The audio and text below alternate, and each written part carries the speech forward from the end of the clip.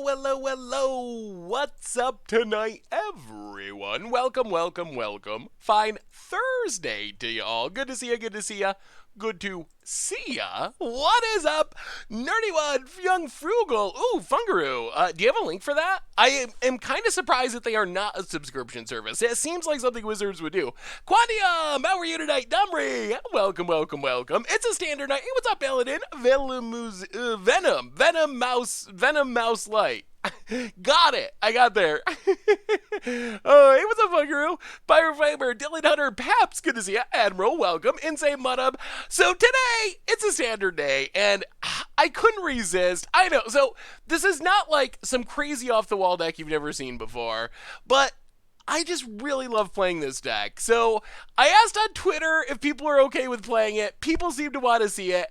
I think out of all the competitive decks in Standard, personally, I find this to be the most fun one to play by a huge margin. Like, it's just so much fun. You draw so many cards and cast so many things. It's ridiculous. The good draws, you feel like you're playing a different format. It feels like you're playing like Legacy and your opponent's trying to play Standard, and it's just so much fun. So we're gonna do some adventuring. We're going on an adventure tonight. Hey, what's up, Merriman? How are you? Good to see you. Paladin, good to see you as well.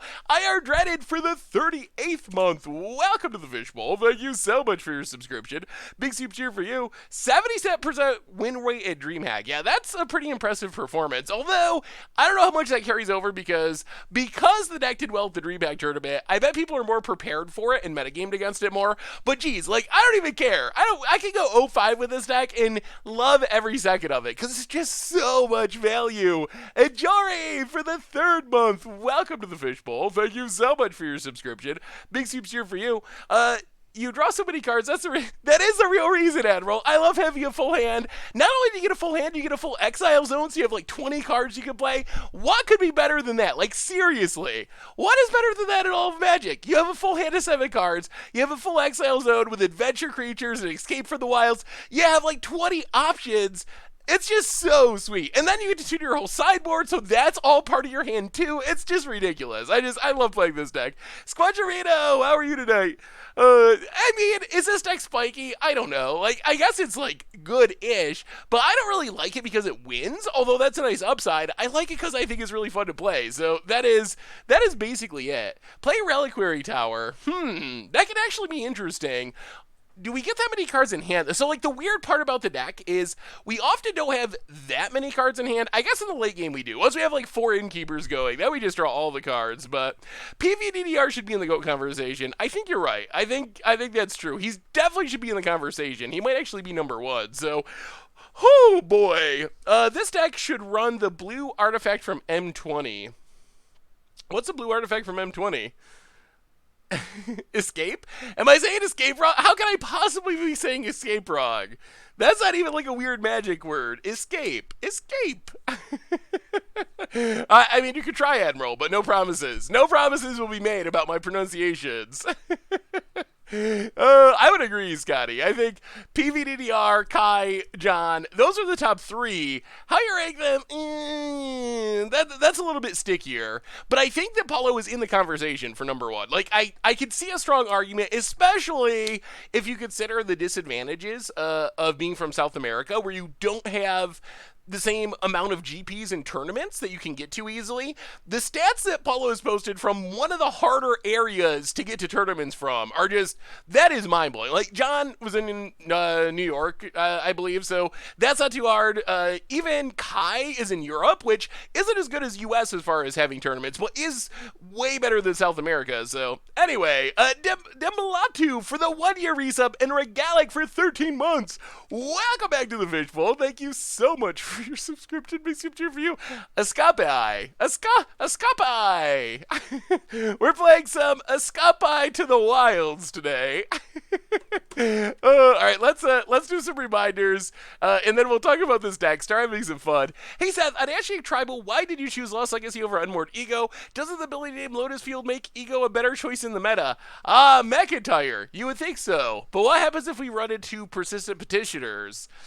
Then you will be thankful that it's Lost Legacy and not a Unmoored Ego. Or like Relentless Rats, Rat Colony. You never know. You never know what you run into in Pioneer. It's a crazy format. So we got to hedge our bets just in case we run into the sweet persistent petitioners tag. Seriously though, it was probably I think it's a mistake on my part. And if I was making the deck again, I would run on Mordigo after all the comments from people. Did anyone notice that Croxa has doubled in price this week? Did it wreck a tournament recently? It's been showing up in like Modern and Pioneer a little bit. I don't think it's actually wrecked any specific tournament, but it is catching on more in older formats. So anyway, let's do reminders, talk about this deck. Yeah, there is a standard deck, too, that has played it a little bit. Rakdos Sacrifice has started playing Croxa to some extent. So it might just be, I think, across the board increase in play that is driving Croxa's price. But anyway, let's talk about our reminders in this deck. Ran into Gates today in Arena's play queue. Didn't know that was a thing.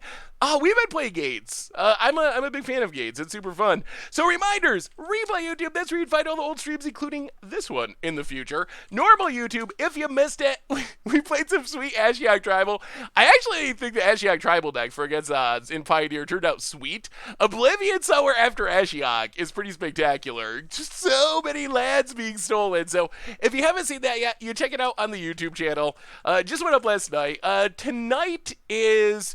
What's going up tonight on the YouTube channel? Oh, a Crim video, I believe. Oh, man, I'm going to say the wrong one. I think it's Pioneer that Crim is playing tonight. And then Commander Clash tomorrow, which is going to be sweet. So tons of stuff going on the YouTube. Check it out. Our sponsor tonight, of course, is the awesome and wonderful Card Kingdom. And if you need some magic cards, you get them over at cardkingdom.com. You can even grab a Sweet Scoop Soldier sticker. Just let them know you want one in your order notes. They will hook you up for free. So thank you to Card Kingdom for supporting the show. Otherwise, the Discord is new and improved. If you're interested, check it out. Merch page, got tokens, t-shirts, playing bats. Good way to support the stream, the channel, and the site. And donations, always appreciated, never required. $2 or more gets your message read on stream. So that's out of the way. Let's go adventuring. Give us a sneak peek of which commanders each of you choose. So last week was Battle of the Bands. Battle of the Bands goes up tomorrow, and then we recorded next week's episode today, which is a budget week. So that's going to be, Jay Zoller. I mean, asking for a Pleasant Kenobi sticker is fine, but if you said anything about beards in that, I wonder, I'm going to have to order from Card Kingdom and say, send me a sticker for the person with the best beard in Magic and see what I get. See what I get, and then I will know where Card Kingdom stands. Actually, I probably better have one of you do it, because if they see my name, they'll probably give me one of mine by default. Someone's got to do that for me, though. Someone request a sticker for the best beard in Magic and see what shows up. Red Loa for the 5th month. It is adventure time. Welcome to the Mage Ball. Thank you for your subscription. Big soup cheer for you. Yeah, they'll probably send a Crim sticker as a troll. Anyway, we're starting off tonight with Temur Adventures. Basically, the valuiest of value decks. Really, all we want to do is draw cards. We play Lucky Clover. What does that do? It doubles up all of our adventures, which means all of a sudden Brazen Borrower bounces 2, Bone Crusher shocks twice, Lovestruck Beast double tokens, Beanstalk Giant double ramps. If we can get multiple Clovers, Beanstalk Giant becomes free because the lands come into play untapped. So we get all the lands out of our deck. Then we cast our adventures, hopefully with Edgewall Innkeeper out to draw a bunch of cards to get more adventures and more Clovers to double and triple up even more adventures and get more lands out of the deck. Eventually, we're going to have a ton of mana. We're going to have a ton of cards, and that's where Fae of Wishes comes in. We stack up all these Lucky Clovers, and then we just start snagging sideboard cards. We got Chandra to win the game. The most common way to win the game, flinging a Beanstalk Giant at our opponent's face once we get like 20 lands on the battlefield. We have a bunch of interactive stuff in the sideboard. We can shut down Planeswalkers. We can Wrath the board with Storm's Wrath. We can counter stuff. We can gain life with Shadow Spear, deal with stuff like Fires of Invention and Wilderness Reclamation with our enchantment and artifact deck. Once in the future can get back all of our stuff from our graveyard and let us loop for even more value. And that's it. That's all the deck wants to do. All it wants to do is draw cards. And draw cards. And generate value. And draw even more cards. And then eventually, somehow, after we've drawn our deck and tutored our entire sideboard into our hand, then we will start considering how we are going to kill our opponent. So that's probably why I love this deck so much, is it's just all about generating card advantage. That's it. We're not trying to do anything more crazy than that. Whenever Seth had a bad run with his previous stream, he retreats to his magic comfort food equipment. Value child card draw. Oh, that is probably true. Did we have a rough one last stream? I mean, I guess we played Manaless Dredge. Funny enough, I was actually working on a video today playing Modern, and I ran into someone else playing Manaless Dredge. They got crushed by us, but people are actually trying to make Manaless Dredge work. That's becoming an actual thing. You've never seen the action. Oh, it's so fun. Venom Zulite. I don't even know if we keep this, actually. So one thing I've learned about this deck, you... this is actually even worse. Now I wish we kept the first one. One thing I've learned about the deck, you really want... I think we are going to keep this, though. What you really want, either Edgewall Innkeeper or a Clover. Those are the two cards that you really want in this deck. So that's what you're kind of trading a mulligan for. Man of the Conqueror! Welcome to the Fishbowl. Thank you so much for your subscription. Big super cheer for you. What we really want now is Lovestruck Beast to get down Great Henge, but this is not the ideal starting hand for our deck by any stretch. Opponent scries to the top. More lands. Well, at least it scries. More lands to the bottom, please. We are Thoughtseize proof. Definitely Inquisition proof. Do you think Satyrs can work in Pioneer? Ugh. So, sort of. So I think that Satyrs can work in the sense that... you could build like a fun, casual Pioneer deck with that. Oh, no. Oh, this is going to go poorly. Okay. Yeah. So I don't think we have like a horrible matchup against what our opponent's doing, but would be surprised if we resolve a spell this game, in all honesty. Well, granted. How do we deal with Temur Flash? Or Simic Flash? Alright, so... Yeah, Flash is... Maybe people are playing Flash to beat our deck. What do we even want against this that doesn't get countered? Probably something instant speed. I guess Ether Gust. Let's say Ether Gust. That's fine. Sure. That can interact. And if we get out Great Henge, we can just go over the top. We'll get Chandra next time, I think. I think Chandra is on the slow side, especially if they have the Wolf. The Wolf would be the scariest. Let's Beanstalk.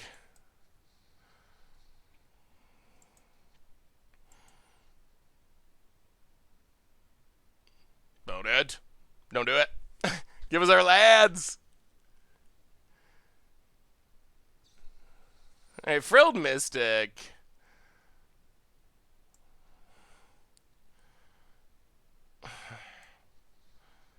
Alright. Put it back on top for next turn, I guess. That does mean that the counters are still going to happen. How we beat counters is we need Lucky Clover. Hey, what's up, man, bro? That was a quick dinner. This is a deck I built myself, Seth. What do you think? Now finish that. Ooh, let me see, Jack Jr. Mono green food. Ooh. Alright, let's Fae of Wishes. We would like to resolve this Escape to the Wilds. That would be our dream scenario here. Resolves.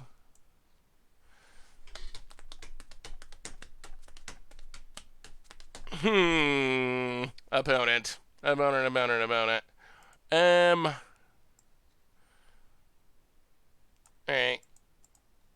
Play the land, pass the turn.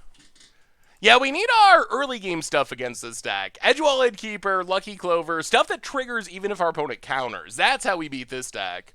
Wow, just gonna run out the Mystic, okay. Mono green food is super cheap, and it looks fun. You can't beat the price.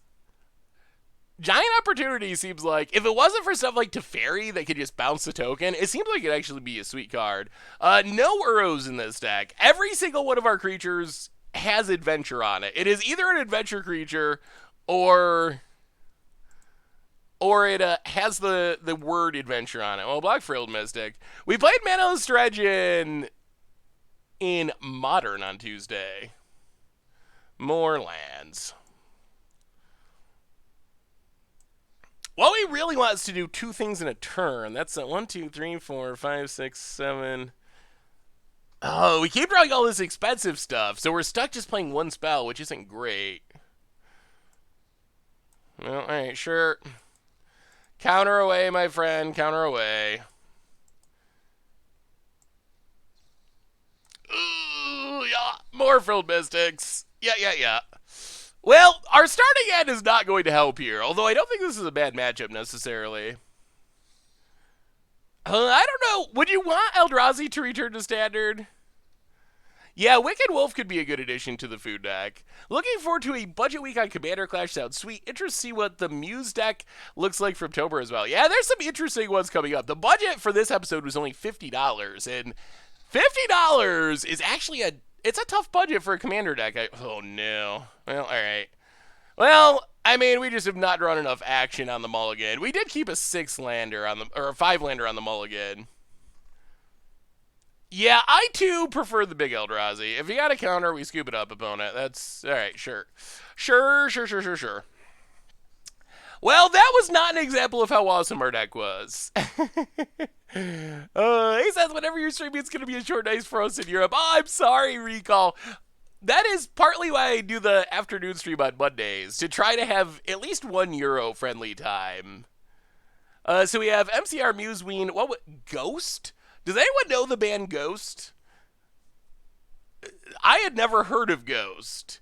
I guess they're like a Norwegian, some sort of Norwegian metal band, I want to say. I did not know who they were. Should I know Ghost? Yeah, so Weed versus My Chemical Romance versus Muse versus Ghost. One of the odd things about this deck is we don't really sideboard for the most part. We can bring in Ether Gust is fine, but we really want our sideboard cards for the most part in our sideboard, because then we can get them with our tutors. I never heard of Ghost either.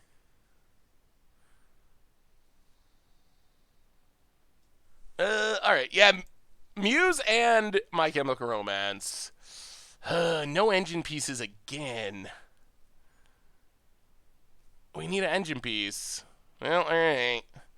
No engine pieces, but we'll keep it. Why can we not? We have 8 engine pieces. Why can we not find an engine piece this match? Lovestruck Beast and Bone Crusher are fine, but we really want the Clover or an Innkeeper. Those are the 2 cards that we need with this deck. Did I learn the Panharmonicon yet? I haven't. Mostly because I learned that that Panharmonicon is like as big as my apartment, so it's a little harder than I thought. Ooh, let me see Sty stuff. Yeah, that is the secret to the matchup. If we can resolve one of those cards, we almost certainly win the game. If we do not resolve one of those cards, then it gets much, much harder.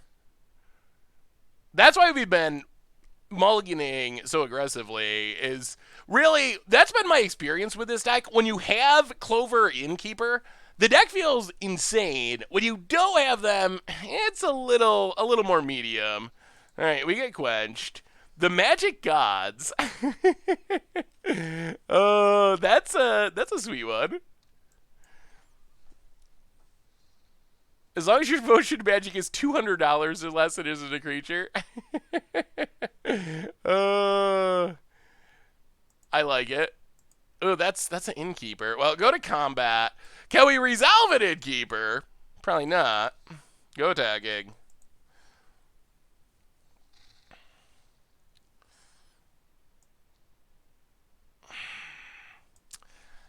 We need the Innkeeper before the counters. Ooh, let me see, Zuri. Have I seen Painter's Servant mid-range deck in Modern? I have not, Obvious Fig. Do you have a deck list? That sounds very spicy. They're gonna Sinister Sabotage it again. We already got Sabotage last game. This deck is just infinite counters, but I mean, All right, let's Love Struck Beast. We're gonna keep waiting. Love Struck Beast.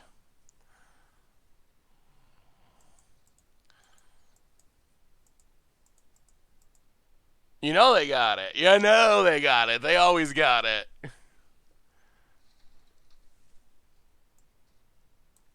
Play the land. And yeah, Love Struck Beast.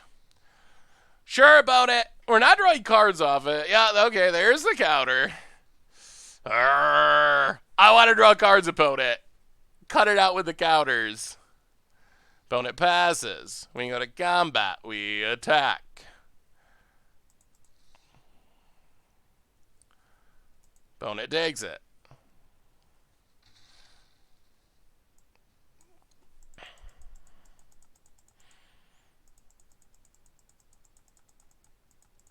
How do we run this deck out of cards? All right, granted. Counter it, opponent. Yeah, there's the Frilled Mystic. Okay. Opponent taps. I know. Our opponent has not learned the lesson that you don't mess with my card draw. That's one lesson our opponent hasn't learned. Well, okay, Bone Crush. Frilled Mystic. Opponent lets it die. We go to combat. We attack.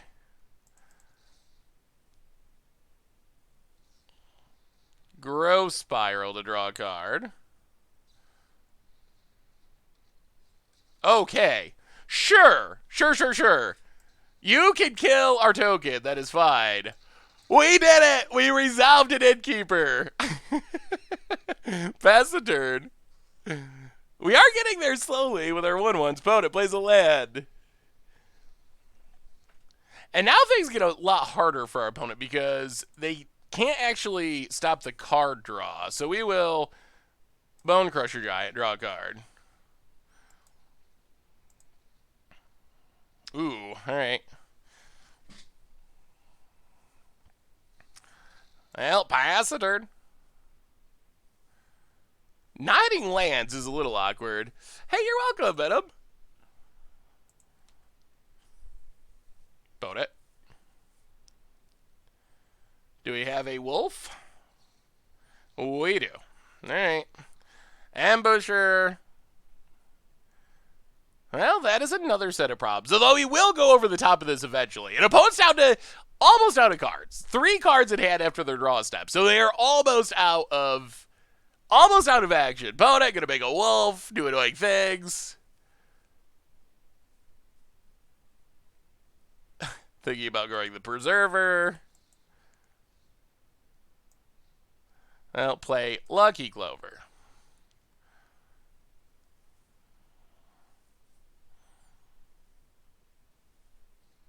Oh my goodness, resolves. Okay. Well, that makes things even easier. Go to combat. Okay, now we're getting to where we want to be. I'm having a great night. Beer Steak, how are you? Blue-Black Painter Servant Neoform, good lord. Was today when Budget Commander Clash was played? Yes, we recorded the Budget episode this afternoon. How's your night, Bear Snake? Alright, pass the turn.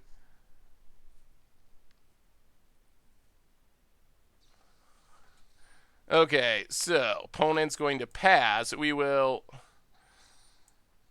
Opponent gets a trigger.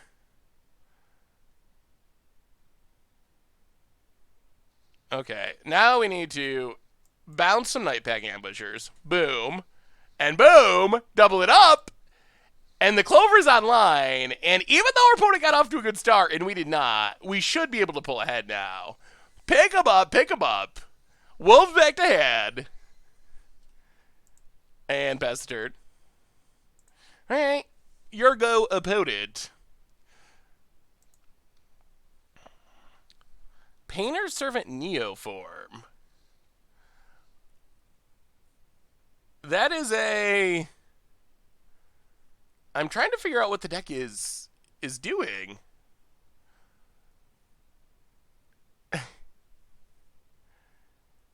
That is... How do you win? That deck is something. That deck is definitely something. So you get Painter Servant. Apparently, you put it on blue, I think. And then you're trying to win with one Great Sable Sag? That is pretty funny. Has anyone actually seen the deck? It's definitely spicy. Has anyone seen it in action? Is it competitive at all? Well, 1, 2, 3. Love Struck Beast. Draw a card.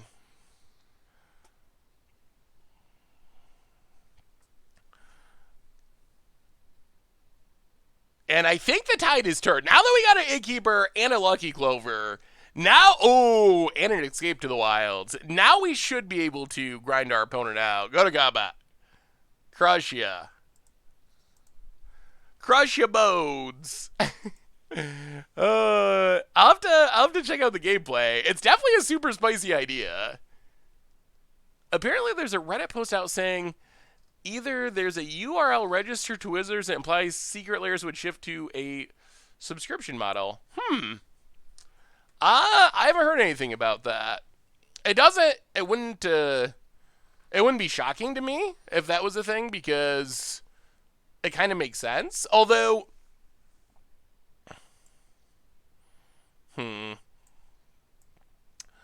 I sort of feel like they would probably still leave the option to just buy them, but also have a subscription model. Escape! Escape to the wilds. Fixed? Did I fix it? I like how Wizard put a Neoform. I thought it was going to be a fair card. Yeah, Neoform is a lot of things, but fair is definitely not on the list. Well, alright, let's see if you got counters. Clover 2. Wow, resolves? Alright.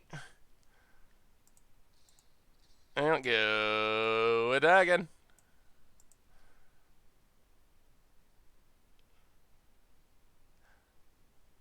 I mean, this should be good. About it. Wow, get a block and block. Not going to cast anything? Okay, there's an ambusher. Sure. But now he just bounced the board. Boom. Triple Brazen Borrower. You. Also, you. Also, you. And I'm sorry about it, but the Clovers come. Escape. Escape. Eventually, Wizards going to have their own Loot Crate-like product. Yeah, that seems pretty likely. I'll go to combat. Swing, swing, swing. Actually, swing, swing. See what our opponent does. Wildborn Preserver. Wildborn Preserver. Sure. And Silverthumb, welcome to the Fishbowl. Thank you so much for your subscription. Big super cheer for you. Oh my goodness, we're getting into Escape. Escape. It does sound a little Italian, doesn't it? Found it. So they kill Lovestruck Beast if they want. I mean, kind of double loot grades. Well, Escape to the wilds. Play a land and a land. We'll keep Crushy, and yeah, this is where our deck is so insane.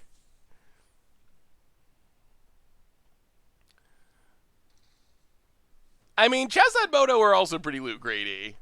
They're all loot grady. That is kind of Magic's business model, I would say.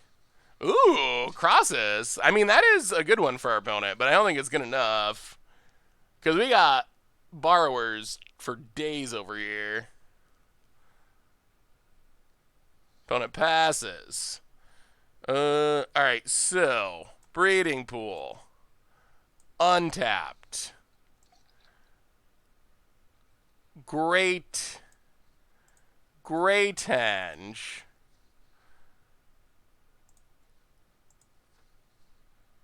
Great Henge. And the fun continues.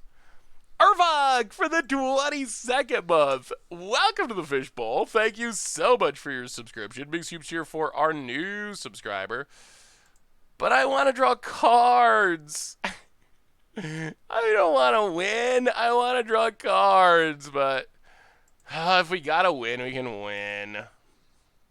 Boo. Yeah, you gotta look at the in mana costs and see the ones that are on adventures do not have the other mana cost. All right, bounce everything. 5, 6, 7. Okay. We'll win like a responsible adult. Yeah, all right. Triple Bow Crusher. Adventures are on the comeback. They have come off adventure and they're back. They're back to being somewhat playable. Well, Triple Bow Crusher's not bad. That was not even a good hand. That was a pretty bad hand, and we still got there through infinite counters. All right. Yeah. One time, Edgewall Innkeeper on turn 1. I feel like Edgewall Innkeeper just beats Flash on, if we just cast it on turn 1, I think it just beats Clash by itself. So what have you all been playing in Standard? Anything interesting? What is the sweetest deck you have come up with for Standard? I'm really hyped for Ikoria. I think Ikoria is going to be sweet. I'm hopeful it'll be sweet. I'm very curious how they're... Oh, all right. We have a Innkeeper. Very curious how they're going to do the monster theme. What mechanic it'll be. Gates is definitely a fun one, too. Well, Innkeeper, go. And the engine is online already. Opponent. It is a much better Lava Axe. Well, Island and Fae of Wishes. Draw a card. Sure. That's fine. We draw a card, you go down a card, and we beat you with our Innkeeper?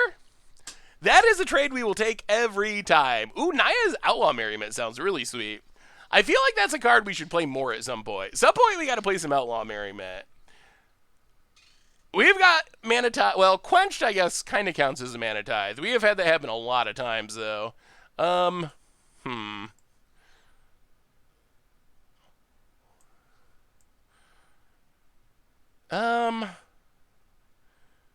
Yeah, let's Beanstalk Giant. Grab a Forest Island. Yeah, let's take an island. Take an island. No attacks past the turn. 5-color Niv is another really fun one. Yeah, what do you think the mechanic's gonna be? Any guesses as to what the mechanic might be? Do most people just think it's gonna be the unset mechanic, like the two halves coming together, whatever they called that? Opponent ambushes. Well, sure. To the top with ya. Let me see, thinking. Yeah, that's an easy guess. Although, it could be something more creative than that. Stopping rounds, go attacking, hit ya. Down to 18. And things are looking bad for our opponent. Ooh, Mardu Fires. Oh, boy, that's one of the tough cards for me.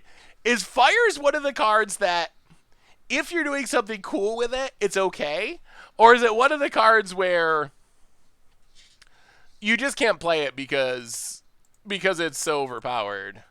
Well, Nissa is a problem. Escape to the Wilds. Play Island. Breeding Pool. Nissa to the top.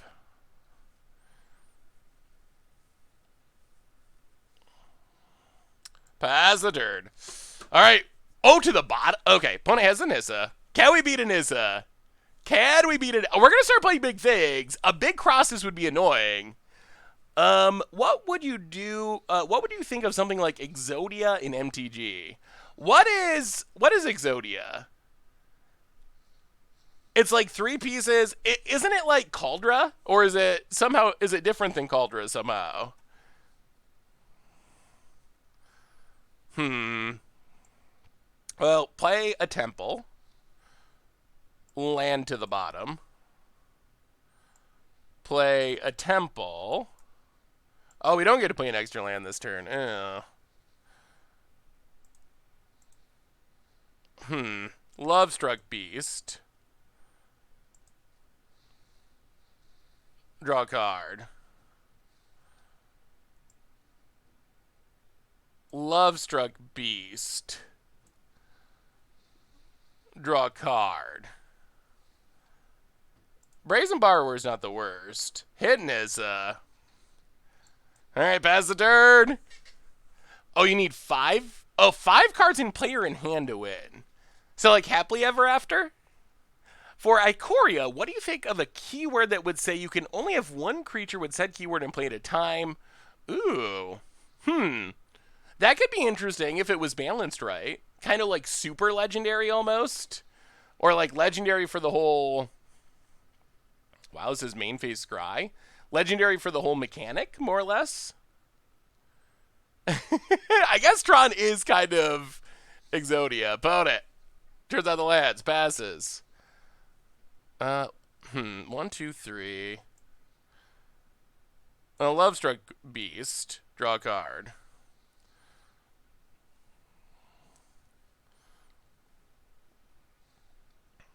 Play a land. Go to combat. Nissa.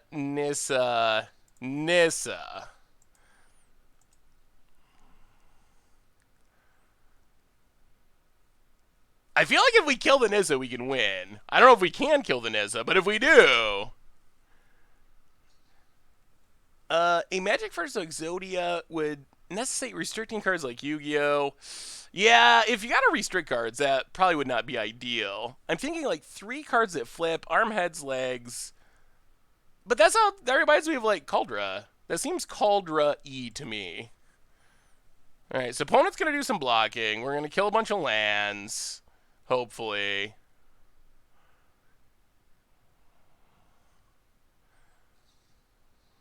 Opponent plays Ambusher, sure.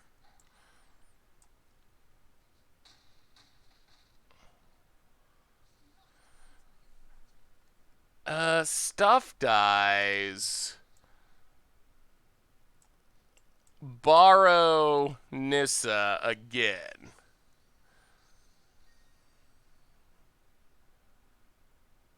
Bazardard. Opponent technically does not have enough green mana. They need a green source just to play Nissa? We killed all their green mana. It's Caldera, but instead of winning, you get an okay creature. Yeah, that is true. Caldera is not very powerful. Meld was interesting. I think I would rather see like an improved Meld, something Meld-ish. Hey, welcome, Canadian Prime Minister. I'm glad to have you at the stream. That's actually kind of a cool question. Are there other mechanics from other games or cards like that that you would like to see in Magic? I actually don't know the answer to this because I don't really play non-Magic games. Like, Exodia came up. Oh, yeah. You can send... Yes, please send me Exodia. Oh, thank you, Merch in Famous Town. Are there any other mechanics... Oh, we didn't need a shock there, but... Are there any other cards or mechanics that you would like to see come over from other games? And we will look at Exodia after this game, which is almost done. They'd have to have different abilities. Like, you'd have a head with Death Touch, arms, legs, and opponent scoops it up and try to counter all our stuff, will ya? I don't know why. Even though Simic Flash is not that high tier of a deck, it does give me great joy to beat Simic Flash. It really does. I don't know why. Even though it's not very good, I just feel very happy whenever I beat that deck. All right, let's see what this Exodia is about. Exodia the Forbidden One. I don't know what most of this means. 1,000 attack, 1,000 defense. I'm assuming that's like Emrakul level good, but I have no idea. Maybe they go up to like 20,000. Exodia of the Forbidden One. If you have right leg of the Forbidden One, left leg of the Forbidden One, right arm of the Forbidden One, left arm of the Forbidden One, in addition to this card in your hand, you win the duel. So, all right, question for you. If we are playing an Exodia deck, how many copies of each? It's the same as a 1-1? Oh, so it's actually the opposite. So it's actually very unpowerful, but if you get all the pieces, you win. Okay, okay. So it's not powerful on its own. How many copies can you play of each piece in your deck? Is it just one? Ugh. So, all right, if you've actually played an Exodia deck, how quickly do you win with it? Is it like, are there like turn one combos where you just like, is there some card that's like search for every piece of Exodia and put it in your hand for 1 mana or something? Or is it like a janky against odds win condition where you build your deck and it's very convoluted and it takes forever and eventually if you get lucky? Was this like a competitive thing to do? Or is this like against the odds? They usually run like fast. Turn one combos exist. Pretty janky.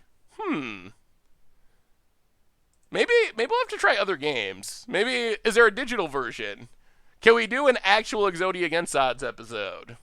I'm sure it would get like like 10 viewers or something, so that's probably actually a bad idea.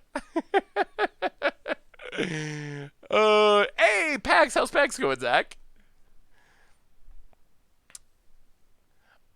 Oh, double innkeeper. We're keeping. This is not smart. It is not smart, but we're keeping because we got 2 innkeepers, and you know what innkeepers do? They draw cards. I'd watch a Yu-Gi-Oh match. Isn't there a Yu-Gi-Oh Goldfish? I think there is. Bring back Meld. Meld is a mechanic where I feel like I like the idea of it, but I feel like more could have been done with it, I think. That is my overall feeling. Boy, if we just go land, we do go land. Okay. Innkeeper. Island. Go digging. Yeah, I'll take Fae. Sure. Hit you for 1. All right, opponent. The card draw's coming. You better have a Wrath. You are only allowed to do non-magic related content. Are you allowed to do non-magic related content of your choice? Or do you have to talk to Richard about going into games other than Magic? No, any Magic stuff I do goes on Goldfish. I have a exclusive, as a content manager for Goldfish, I have an exclusive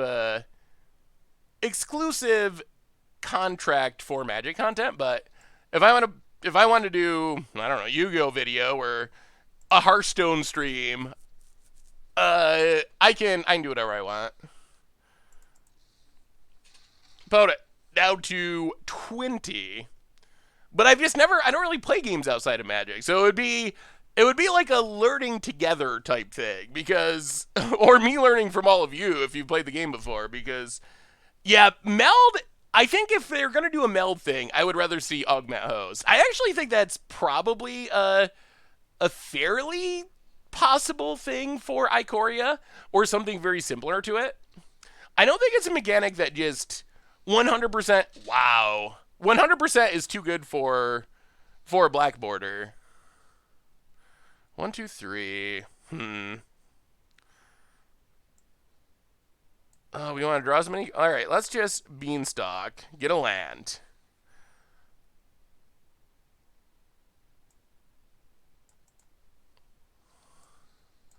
Mountain. Actually, maybe we just Brazen Borrower. No, do we need to draw cards? They could have a Wrath. But they would have Wrath last turn, right? If our opponent could have Wrath, they would have Wrathed. For sure. Alright, let's just borrow. Hopefully they don't top deck a Wrath. Pick it up. No good targets on the way back down. Hit you down to 16. What was the context you were looking at Exodia? It came up because we were talking about Ikora and the big creatures and Meld mechanics and the augment mechanic. And someone said, what if they did something like Exodia in Magic? And I don't really follow non-Magic games very closely, so I was learning about Exodia. I hope they do, and other Silver Border stuff. Alchemist seemed closest to. We are almost to be workable. We were almost to a workable design mechanic, but we'll use it to do silly things. Yeah, and we've already seen that a little bit with like one of the test cards.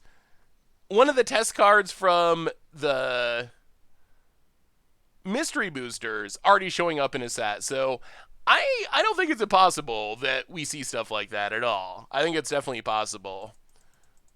All right, how can we draw the most cards and also not die? I think we start with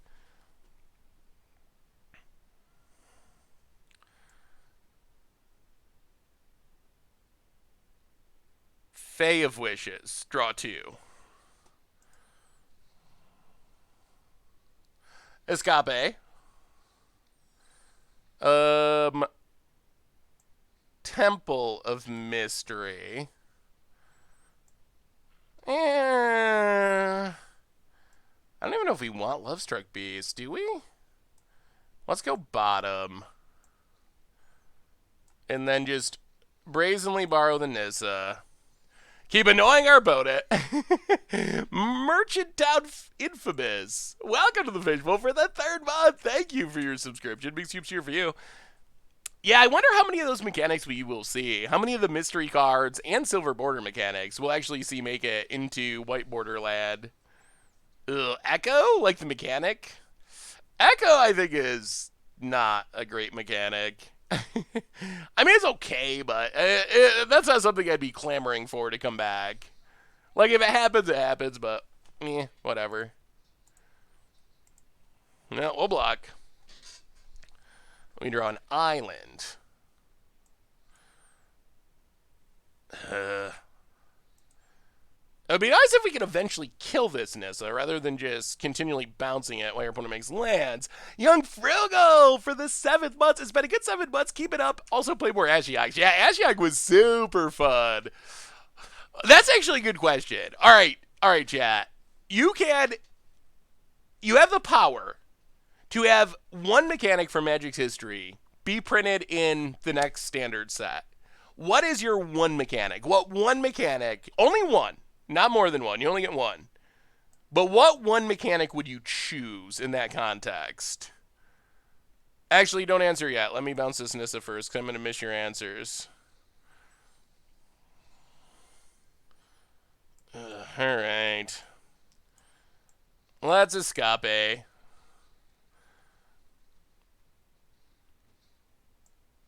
And Stomping Grounds. No attack. Look at this hand! We have so many cards. Horsemanship, Infect, Bushido, Horsemanship. I don't like Horseman. I mean, I wouldn't want to see Horsemanship come back. Split Second. I also am not a big fan of Split Second. We talked about that in the podcast. Phyrexian Mana. Sure, that could count. Although I don't think I want it to come back. Bands with Others. Bands with Others. Creatures named Wolves in the Hut. Cumulative Upkeep. I could see Cumulative Upkeep being, very static on everything. Cycling should be evergreen, in my opinion. Storm and Flashback. Flashback, yes. Storm. Ninjutsu is awesome mechanic. I love Ninjutsu. I would love to see. That's the thing about Kamigawa is it did have some cool cards. Ninjas are really cool. Snakes were cool. I think the Spirit mechanic, Soul Shift, was pretty meh, but there are some cool stuff about I'm one of the people that's like, I don't really want to go back to Kamigawa, but I would like to go back to some of the mechanics. Want to change my answer? That is acceptable. Changing to Ninjutsu is, wow. Did our opponent just somehow whiff on their Nissa activate? Oh, they chose not to act. All right, so opponent's going to Wrath. Almost certainly. So we need to cast everything we can that's going away. All right, we got, this turn's going to be complicated. So what are we losing? Fae of Wishes. So Bone Crush this to 4. Attack it for 2. All right, let's Fae of Wishes. Granted. Take Ether Gust.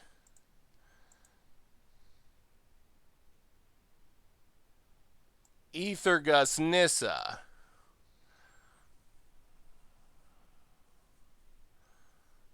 We've bounced this Nissa so many. We've bounced it every turn of this game, I think. We've just bet the entire game bouncing this Nissa.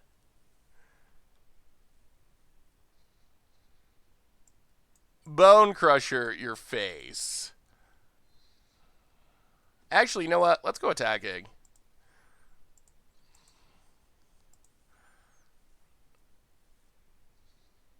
My opponent blocks.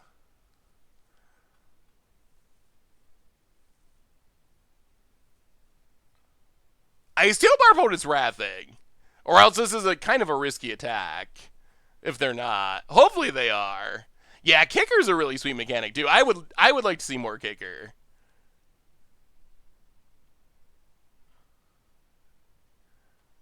If our opponent's not wrathing, this could get a little sketchy. Yeah, okay, looks like they're not. Alright, so opponent takes their beats. Well, in that case, we'll play a mountain. Just cast Bone Crusher. Trigger, trigger. Draw, draw. Pass the turn. Look at our hand. We have so many cards. This deck is so sweet. Whispers of the Muse would be a good reprint. Buyback is really powerful. And just like such a sweet combo-y mechanic for infinite mana. Nissa, again. Infinite Nissas. Well, we're going to draw cards and hopefully kill Nissa eventually. About it. Are you actually going to untap a land this time? Yes. Our opponent's getting to the point where I don't know if they can Wrath because they're going to lose so much. Wow. All right, sure. We will keep killing your lands. Well, let's draw some cards. We will play Edgewall Innkeeper.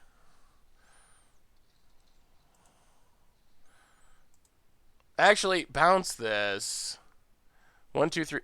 Do we just gotta bounce Nissa again? I want to draw cards, but maybe we should. Okay, let's. Yeah, let's draw cards. Fae of Wishes, draw 3.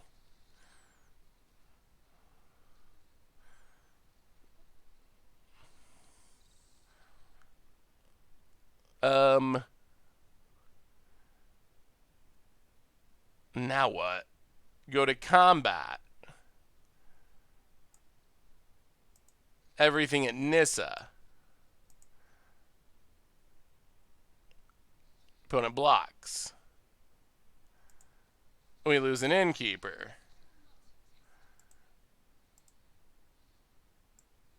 Bone Crush the land.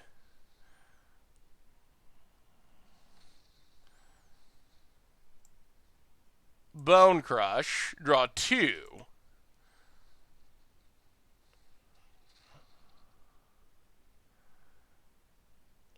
Lovestruck Beast. Temple of Abandon. We almost have too many cards, and this is without a Clover.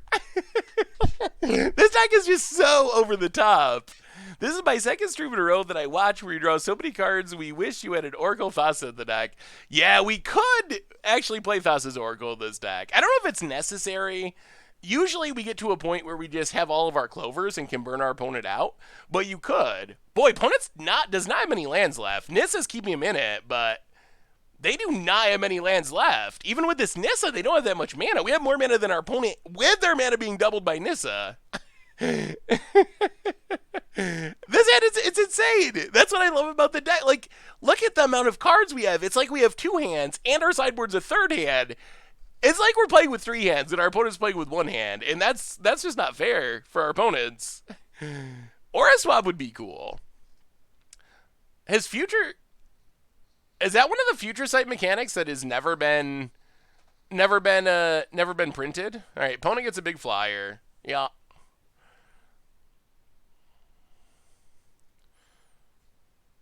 And Tap land. We have used most of our borrowers. Untaps the land.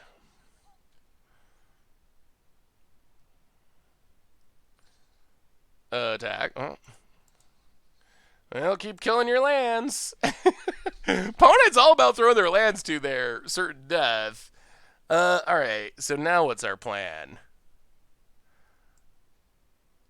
Lovestruck Beast, draw 2.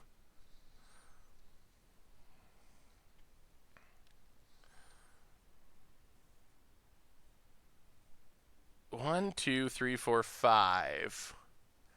Alright, go to combat.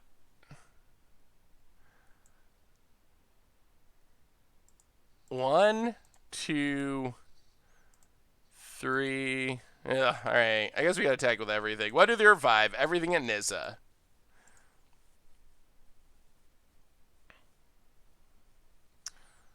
Phone's gonna eat an innkeeper. Let's borrower. Draw 2. Oh, there's a clover finally. Okay. Hit Nissa. Clover. Beanstalk Giant. Nissa. And I guess opponent. Alright. Alright, opponent, kill us if you can. Make it die. You're handing out the gift sub to the Admiral. Yeah, play a tap land. Welcome to the Fishbowl, and thank you for the gift sub. Thank you for your subscription. Big super cheer for you. Discard 2. Alright, land and land. I don't think our opponent could kill us. They're down to 4 mana. They just keep suiciding their lands into our blockers. And we have a million cards still. Hey, what's up, Spotfaret? I'm doing wonderful. We're drawing tons of cards. What could be better? Actually, we're 1-0 too. We forgot to update the record. We still have 22 cards. We're good. We're good. We're finally hitting our lucky clovers. And once we start stacking up clovers, the game ends quickly. The only thing I'm worried about is losing to like this Hydroid Crosses, although that does not seem likely. All right, Knight of Autumn. I'm going to take down the clover. All right. Boat it. Woo, Suspend is a good one. Would you like to see Suspend return? I think Suspend's fine. It's a little bit non-intuitive how stuff has haste and doesn't have haste. Like, that part is weird, but I think Radiance is very near my bottom of least favorite mechanics. I mean, whatever. If you like it, that's fine, but for me personally, it does not do anything for me. Have you played a combo deck where you mill yourself, Gruesome Namjure back Thassa's Oracle, Sage of Mysteries, and Storm Herald? Ooh, I have not. I've never even thought of such a deck. Fatty Matty. It sounds super spicy. It sounds like a Sweet Against Odds episode. What's the point of horsemanship though? Like, do we really need a better flying? Is that something we actually need? Oh, all right, whatever. Let's do it. Keep drawing cards. Play a clover. Brazen Borrower. Bounce you. I guess we should have done this other order because we don't actually want to bounce Knight of Autumn. So we fizzle that.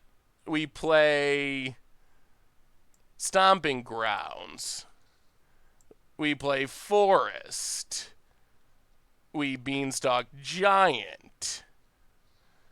Hope we have lands left.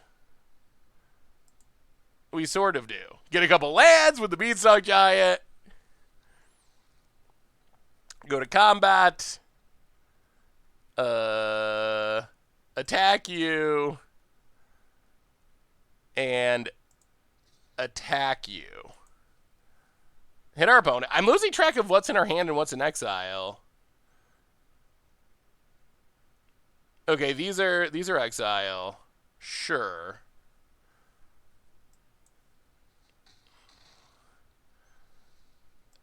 Beanstalk Giant?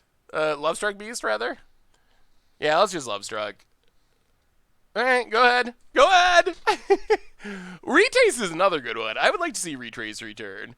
Bushido, yeah, it's a little combat-y, but I think Bushido is way more interesting to me than some of the other combat-focused mechanics we've had recently. Threshold is cool. I don't know how much design space there is for Threshold, though. That's the only other thing. Like, how much more can you do with Threshold? It's just like, yeah, if there's 7 cards, it gets better. Grandeur. Grandeur, I think, was an interesting way to reduce the punishment for having legends. And we are seeing more and more legends. That seems like a mechanic to me that opponent, all right, realizes they cannot beat the endless value. We have way too many cards, way too much mana, and scoops it up. I think that Grandeur could come back. The awkward part about Grandeur that I think could keep it from coming back is that Legends are kind of for Commander primarily, and Grandeur awkwardly doesn't work in Commander because you only have one copy. So I think that would be the reason. Not that it's a bad mechanic, but it just doesn't line up with what Legends are about at this point, which is about the Commander format. What sort of plane besides Innistrad could Morbid work on? I mean, it kind of seems like you'd make it work in many planes. I guess I wouldn't say any, but any war, like War of the Spark, Morbid, War, I think you could make that work. Like any fighting army, whatever type plane, Zendikar, I think anything like that it could work, right? At least it seems like it should be able to. We will do the same thing. We will bring in the 2 Ether Gus. Do a little bit of trimmage. I guess we can put Henge in the sideboard. Run it like that. Do you think any Ether Gus here for Nissa? Yeah, so we have 3 Ether Gus in the sideboard. I usually only bring in 2, but you could bring in all 3. But I like leaving 1 in the sideboard for tutor purposes. But one of the best parts about this deck, and easiest parts about the deck, is other than that, you really don't sideboard. Because you want all your stuff, you're more likely to be able to find it from the sideboard than you are in your deck as a one-of. More curses would be good. I'd be down with that. The classic combo illusions of Grandeur and Donate. Yeah, that is old school combo. Sounds fine. We got an Innkeeper, which is kind of all that matters.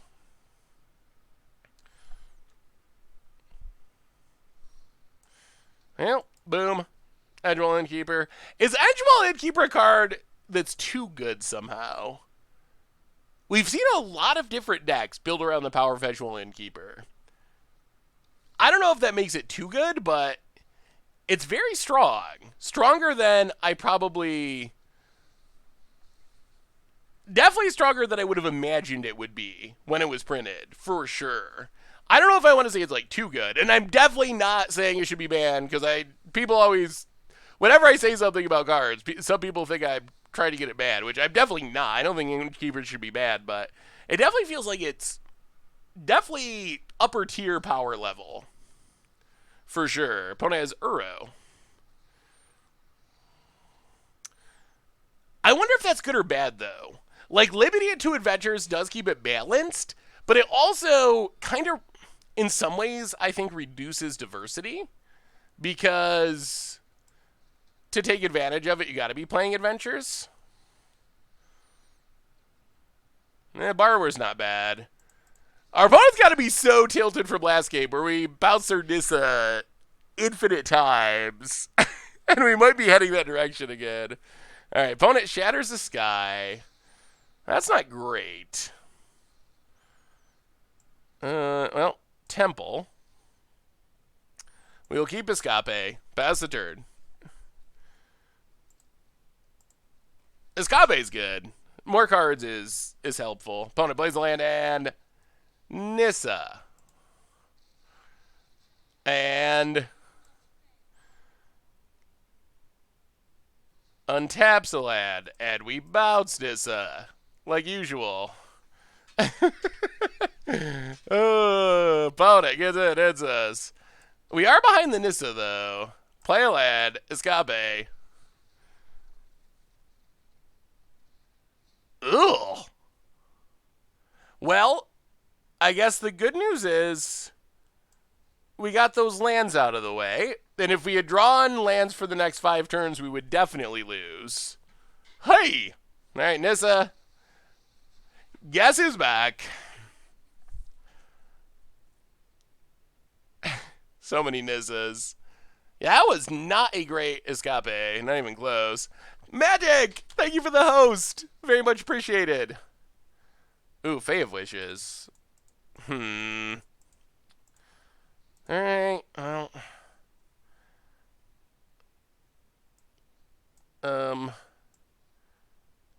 Gust Nissa. Because it's going to go away.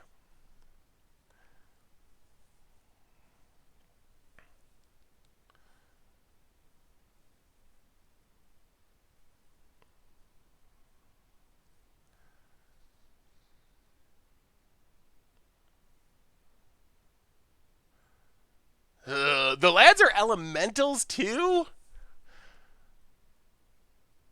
Alright, so I think what we have to do is Fae of Wishes, granted. Take Storm's Fury.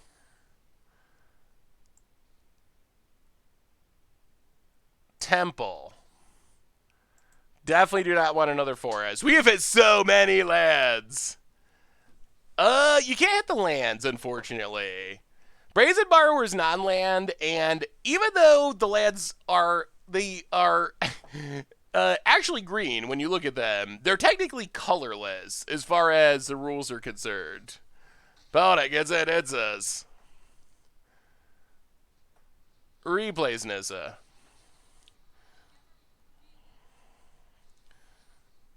Does not untap. Alright. Well, we have hope here because we get to Brazen Borrower. Guess what, opponent? We're going to bounce your Nissa. Bounce your Nissa. Stormwrath your board. Make a 1/1. Tap lad. Well, maybe we're good. Opponent's back down to 3 lands again. We're like standard land destruction. Maybe we are technically a land destruction deck. We're just not going to let our opponent keep this Nissa. Never. Never! Why not Storm's Wrath, then stop Nissa instead of bouncing her? That might have been better. Yeah. Yeah. That could actually be the better line. You're right. Our opponent not having lands, though, makes it a little bit easier to do that. Oh, go combat. Attack. Hit ya. Run out Lovestruck Beast. Fae of Wishes. Pass the turn. Opponent taps. They're 2 lands away! Oh, what a sweet performance. Apparently our deck does not care much about Nissa. Opponent passing. Yeah. Pick him up.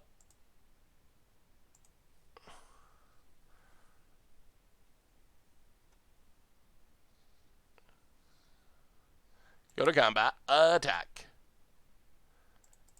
Hit our opponent. Down to 12. Fae of Wishes? Granted. From the sideboard. I don't even know what we want here, honestly.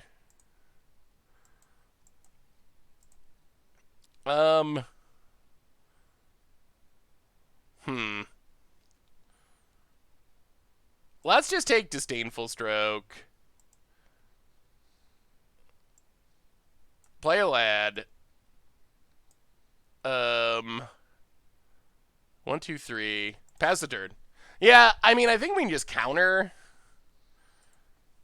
our opponent's stuff and tempo win. Opponent plays a forest. Sure. Untaps.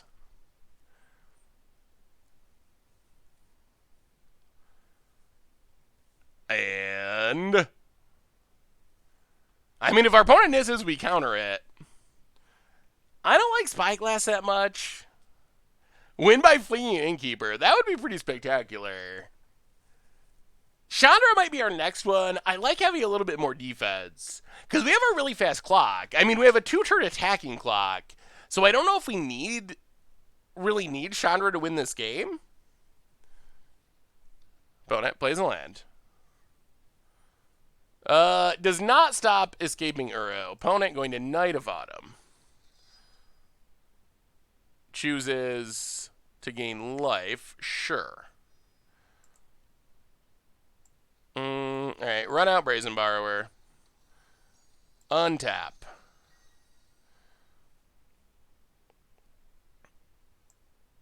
Go to combat. Attack, attack. Hit our opponent. Opponent blocks.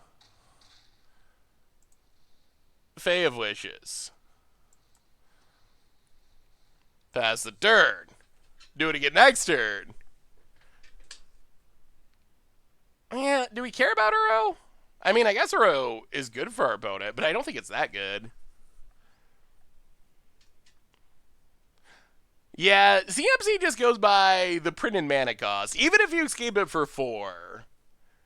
I would love another Planar Chaos style set. But I think that Wizards views it as too complicated for new players. Although, I mean, I guess you could argue that Magic has gotten more complex recently. I mean, I think it definitely has. Getting rid of, like, the New World Order and stuff. Favorite tribe? Maybe Wizards. Wizards is the tribe that gets a Panharmonicon, so I'm gonna go with Wizards. Crosses. Sure.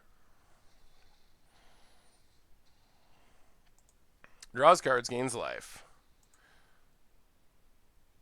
Well, pick it up. Discard, discard. Untap.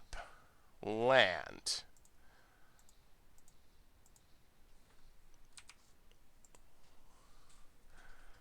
Actually, can we win here?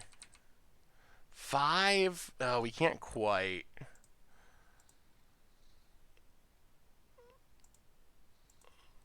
Well, alright. Tutor.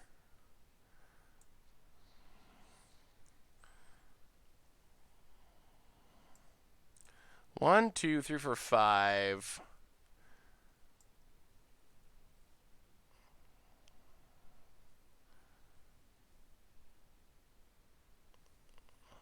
What do we want? I don't know what we want here. I'm relatively excited for Mystery Boosters. Actually, like, it's not one of the sets I'm most excited about. I think they're cool, but I'm more excited for Ikoria, honestly, personally.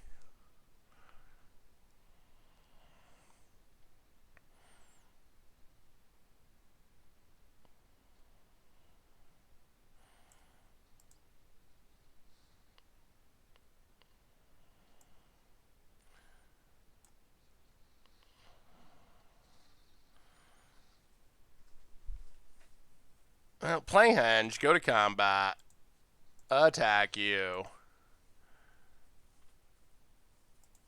hit you, pass the turn. I might have butchered this. Might have played it a little bit awkwardly. Can we play 8 Missis after this if there's time? Ooh, what 8 Missis deck do you like, Benimon? Elspeth conquers death. Well, I mean, we gotta try this, although could go wrong.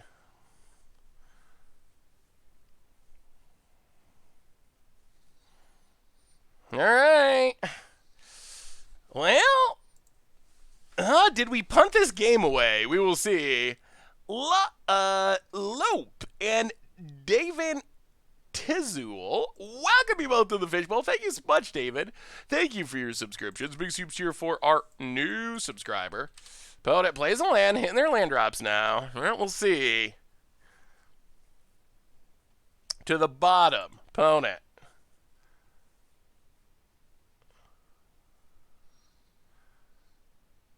Oh, I think we should win here. We should win. Oh, we should have 1, 2, 1, 2, 3, 4. Yeah, we have it. So go to combat, attack our opponent. We just get our fling, and we can fling for the win. Opponent blocks. Drops to 2. So 2 to cast.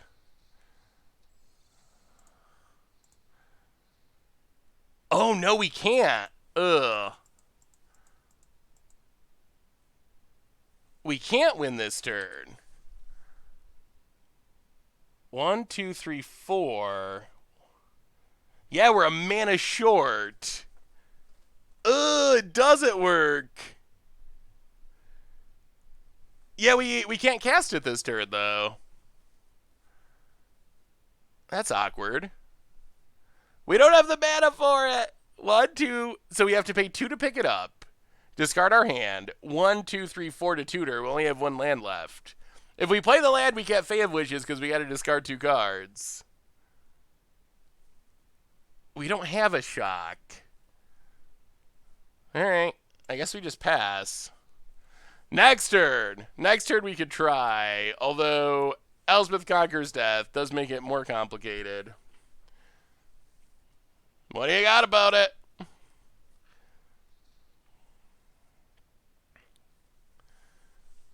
If we lose this, I'm going to be very disappointed. Because I feel like we should have won this game by now. Hey, what's up, Dabs? How are you? How am I preparing for coronavirus?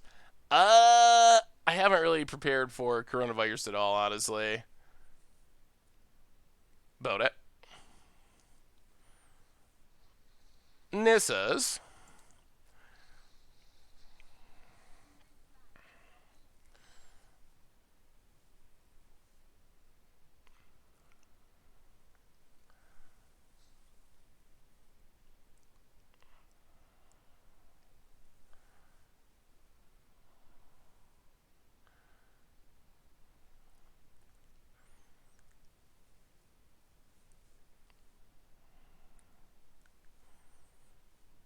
About it.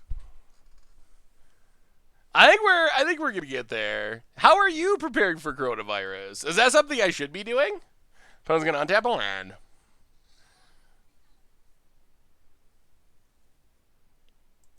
Combat. Attacks. Okay, we'll block.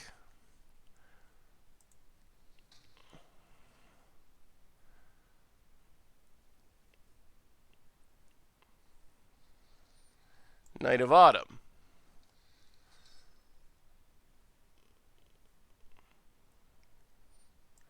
Gain some life.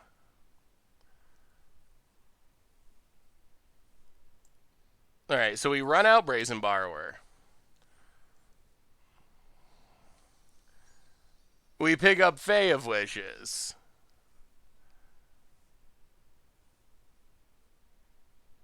Oh my god. Wow, I think we're still short. Are we just not going to be able to do this no matter what we do? We might have actually punted this away.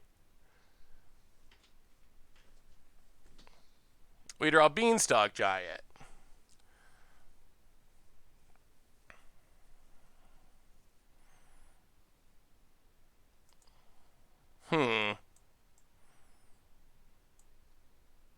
Yeah, I think we messed this up. But no, we don't still have it, though, do we? We can't deal 6. Nah, there wasn't any big punt. I think we just could have played differently. There was no, like, obvious thing we did wrong. But Fling isn't equal to... Fling isn't equal to our opponent's life total. That is the problem. We attack, our opponent blocks and blocks. That doesn't do anything. Well, Fae of Wishes. For infinite mana.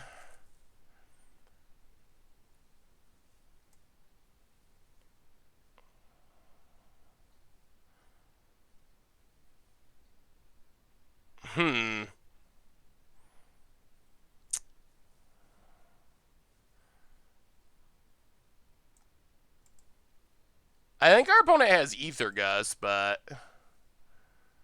And we can't cast any of these things this turn. Jeez.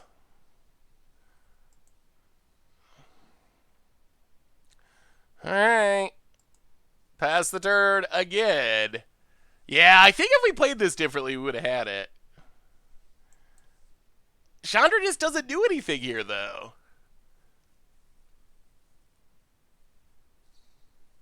Grow Spiral. Opponent draws a card.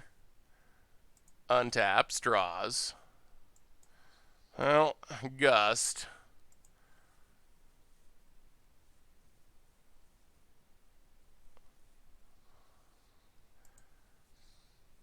About it.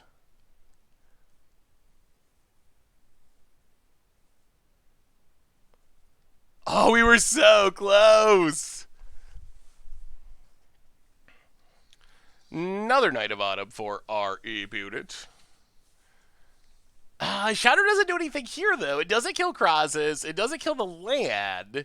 So it just doesn't really do anything. And we're at 10, so we're actually not that far away from dying. Us is very awkward.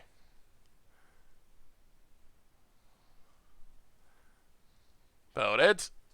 Manually tapping.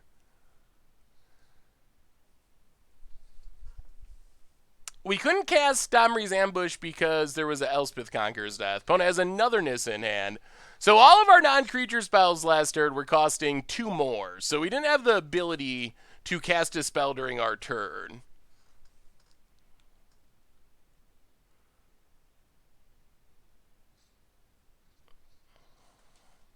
And a Teferi. Oh boy. Keeps adding up, keeps adding up. Bounces the token. Well, yeah, this has definitely taken a turn away from us. This has been one of those games where we've just not been able to get a clover going. Yeah, I think we're just dead now. I don't think there's any way we get back out of this. You could have Domried before. Oh, so you mean like several turns ago have tried to get Domri's Ambush? Oh, maybe several turns ago. Yeah, it could kill the crosses, but nothing else. But that also is not super helpful. Yeah, I think we're just dead. Well, now we draw an Innkeeper. That Wrath that got rid of our Innkeeper was really where things went wrong. Yeah, that does it. Ugh. Yeah, alright. Yeah, well, that's one of the things about this deck, is there's definitely a lot of lines, so I'm sure we could have taken a different one at some point in that game. How's Adventure going? Deck's super fun, Doug. How are you tonight? Opponent has like 11 minutes on their timer. Can anyone find a video for Mono Red Devotion in Pioneer? I can watch and learn the deck, not budget actual Mono Red Devotion. I do not know of one off the top of my head. I'm sure one probably exists somewhere, but I do not know where. Is sealed unsanctioned fun? The card's worth nothing, right? I don't know, Lope. I assume that it's fun. Normally, silver border sets have been very fun limited-wise. So my guess would be, yeah, we're actually 1-0. No engine pieces. I really hate keeping hands without an engine piece. We're going to mulligan. Well, this we're going to keep, although it's really rough that we do not have green mana. That is very depressing. This hand is, like, excellent with a green source. Abriel Grazer for our opponent. Get that Rabon. Well, can we draw a green source? No. Not like this deck. Not like this. Throwing away Bone Crushers felt weird. Yeah, maybe we should have. Maybe we should have not tutors as aggressively. That's possible.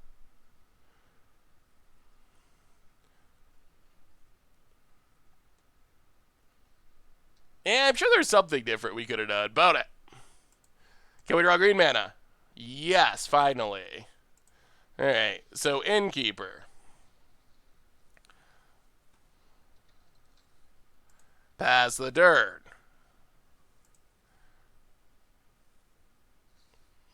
Opponent Guro Spiral, sure.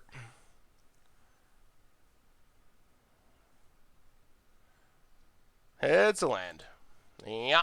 Yeah. Hey, what's up, Nigel? How are you? Hey, doing well, Shadowfall. How are you tonight? I probably have rewatched this stream. I totally yeah.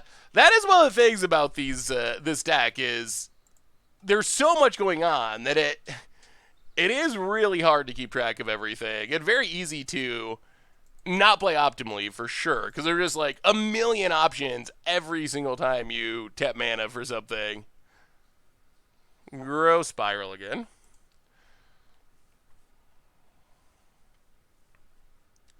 Bonus. Passing. Well, playing Forest. Playing Innkeeper. And yeah, Fey of Wishes. Draw 2.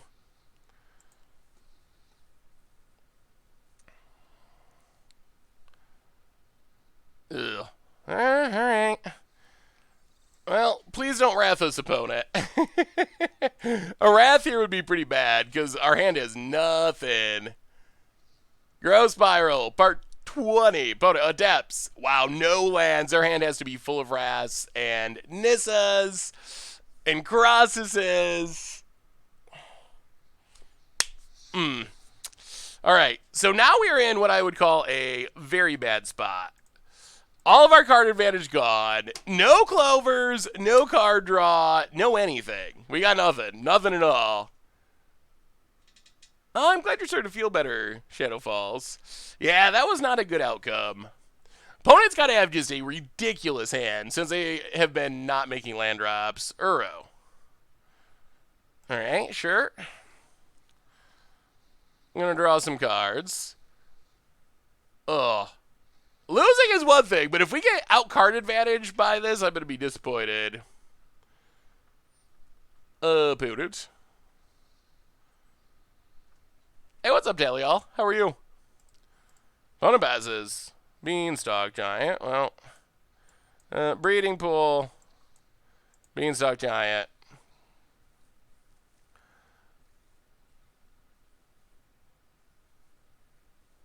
Keep digging. Estrard, welcome to the Fishbowl. Thank you so much for your subscription. Big soups here for our new subscriber.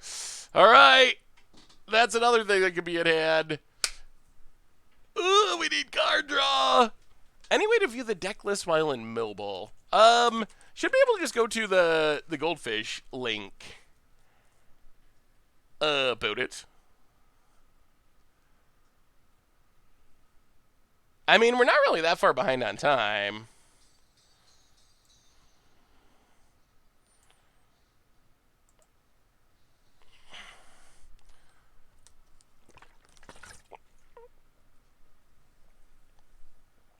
More counters?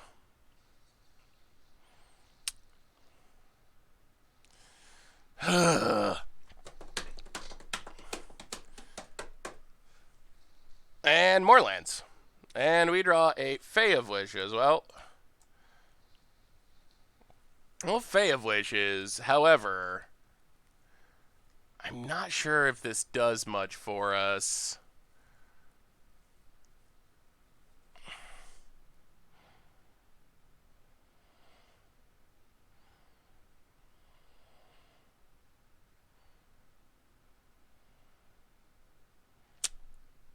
Ugh, not good, not good.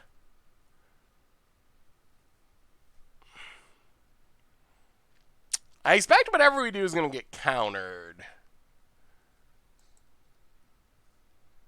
Is there anything we can do that gets around that? I mean, I guess once in the future is good for the long run. The very long run.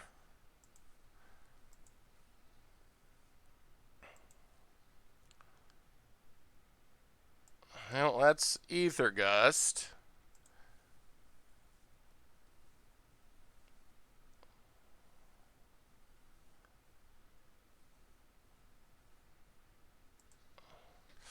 And here comes a Nissa, I'm sure, across this. Alright, to Fairy, that's slightly better than the other options. Take down to draw the Uro. Plays the Uro. Yeah, Chandra can't get countered, but it just doesn't do anything. Not getting countered is nice, but not doing anything is less beneficial, I would say. Well, once in the future, get back 2 innkeepers.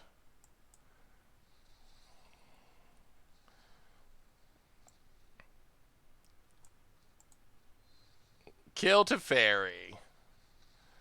Well, we'll see. Next turn, we get to try to do things again. Opponent. Maybe. Ribs, welcome to the Fishbowl. Thank you so much for your subscription. Big soup cheer for you. People love their Chandra. We will get a Chandra at some point, because there are times when Chandra is very good. It's a little awkward against Nissa, because Nissa makes all the lands elemental, so it's a lot worse than it actually looks. And this looks like crosses. Yeah, crosses for 6. Well, all right. The battle's back on. Opponent draws a bunch of cards. We will play an innkeeper. We will play an innkeeper. We will play Fae of Wishes. Draw 2 cards.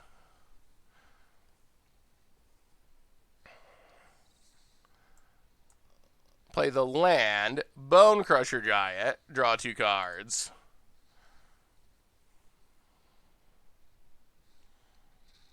All right, pass the turn. What do you got about it?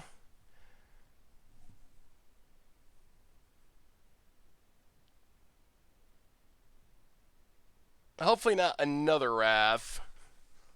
There's the full 4 Clovers. We just have not done well at drawing them. Not done well at drawing them this match. They've all been hanging out at the bottom of the deck. And we have been mulliganing every match to try to find them. It's just been one of the variance things. Opponent gets in. Looks like a Wrath incoming. Sure. Hits us to 10. Tamiyo to get back the Wrath? Yeah, that is legal. Ugh. Gonna need like an escape to the wilds, I guess. And gets back the Wrath. Casts the Wrath. Again. Ugh. Yeah, these Wraths have really kept our... Ugh. Another lad?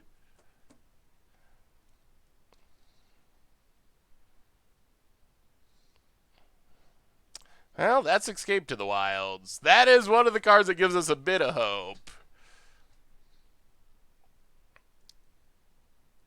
Oh, play the land.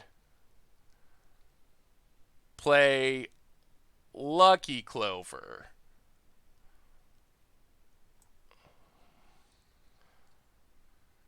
Play Lucky Clover. Play Temple of Abandon. Keep Bone Crusher. All right. We're making headway. We still have hope. What a crazy game this has been. Just got back from voting in a blizzard outside. Watch you play Magic. Oh, welcome back, Smug Looking Barrel. Yeah, it's pretty blizzardy in upstate New York today as well. What are you voting for? We're 1-0. The record should be updated. This match is almost okay. Nissa's not ever a thing we want to see. Knight of Autumn. All right. Yeah. The answers keep flowing. Blows up a Clover. Sure. Ay. Working to turn my Jun... Oh, come on now. Really? Okay. Well, that makes me want to throw up. Pioneer Jun looks sweet. Croxa seems like a good new addition. That looks very Jundish. Well, this is bad news. Sire for the 26 months. Opponent plays a land. Plays an Uro. Oh, jeez. I'm not going to play Uro, apparently. Goes to combat, gets it, hits us. 2 Knight of Autumns is just very. Wow. Okay. Well, opponent's going to town.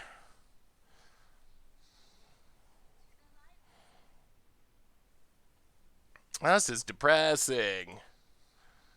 Opponent mills a bunch of cards. Alright, so we play this. I guess we kill Teferi. Play Bone Crusher. Draw more lands.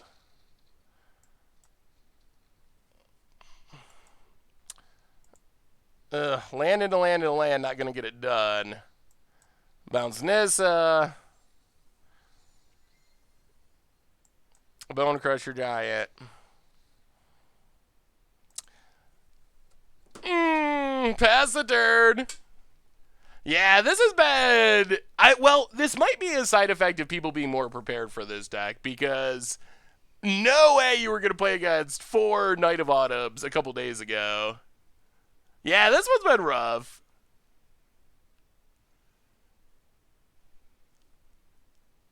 Bone it. Tap it some mana. Oh, that Wrath was so brutal. I'm mostly sad because we just haven't got to draw as many cards as we should. And when we have drawn cards, we've drawn infinite land. Look at the land difference. Opponent's at 26 cards. We're at 30 cards. Opponent 1, 2, 3, 4, 5, 6, 7, 8, 9. 1, 2, 3, 4, 5, 6, 7, 8, 9, 10, 11, 12, 13, 14. We've drawn less cards than our opponent, and we've drawn 33% more lands.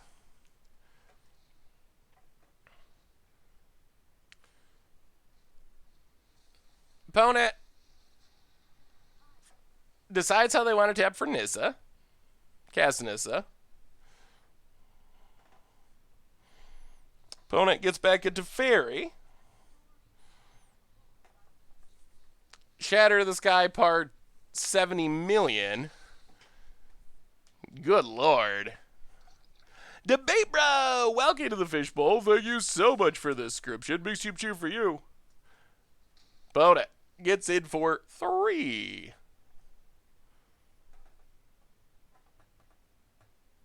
Huh. Well, I guess to have a chance, we're going to have to draw and resolve a Escape from the Wilds, most likely. Opponent, Uro. Yeah. Draws a card. And puts a tap land into play. And Abriel Grazer. Brazen Borrower, that is not going to do it. Yeah, that does it. Well, that was not a great example of... That is not a great example of the deck's power. One of these days, we're going to actually draw Lucky Clovers early in the game, and you will see. You will see what the deck can do. I still think we should have won that match. I'm pretty sure we could have won game 2 somehow. Before we go to the next one, a reminder that our sponsor tonight is Card Kingdom. And if you need some Magic cards, you can get them over at cardkingdom.com. So thank you to Card Kingdom for supporting the show. Prediction for the next ban list. I don't even know when we're going to get the next ban list. Yes, happy 1 year sub debate, bro. Welcome back. When do you think we'll even get it? Like, I was expecting a ban list pretty soon after the Pioneers player tours, but they haven't even announced the announcement for the BNR list. So technically, it could be 10 months before. All right, we actually get a Clover hand, which is sweet. Technically, it could be 3 months before they even ban anything. I would expect that Inverter and Dig Through Time get banned in Pioneer. In Modern, I don't know. I feel like Modern has improved a lot from the last banning. But I guess you could still argue about Primeval Titans maybe, Urza's maybe.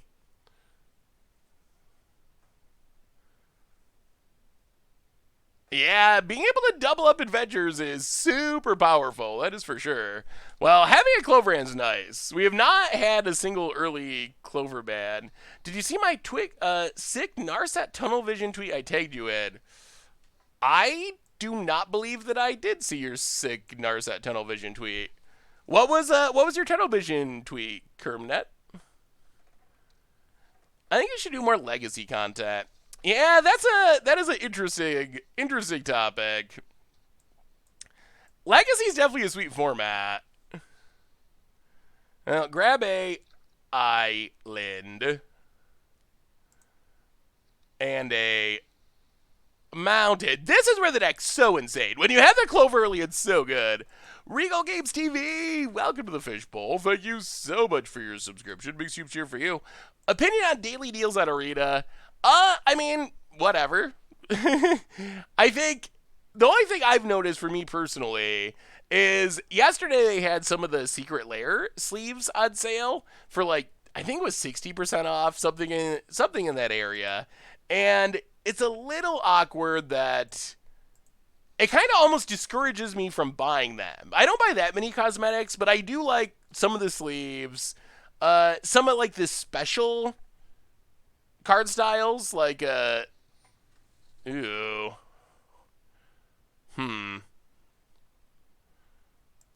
I think we just kill stuff now. Kill Priest. Kill Cauldron. Opponent can have a Midnight Reaper. That is fine. So stuff dies.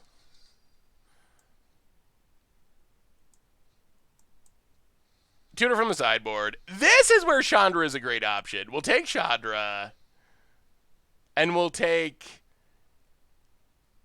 Escape to the Wilds. Lovestruck Beast. And this is where the deck just feels so absurd. It feels like we're just playing a completely different game of Magic. Like, look at the number of cards that are technically in our hand. I miss your draft team, Seth. Any chance you'll draft anytime soon? Oh, we still, an opponent has given up the will to live, and they're done. They're done. We've never done a ton of draft streams, Nigel. Usually it's like one every set, more or less. I do enjoy drafting.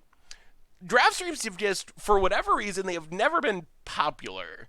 Whenever I do a draft stream, and I'm pretty sure I know what the reason is, and I believe the reason is, like the reason people tune in primarily is to see fun constructed decks. So that's the thing that keeps me from doing more limited streams. If it's something that a lot of people want to watch, I would definitely be down with it. But yeah, so what I found out about the card sales is it kind of discourages me almost from buying stuff at full price. Like some of those sleeves are things that I would pay like the full gold price for at the store. But if I got it in the back of my head that, oh, like if I wait a little bit, I'm going to get this for like 60% off or 50% off or 80% off, it kind of in some ways discourages me almost from buying it at full price, which is a little awkward.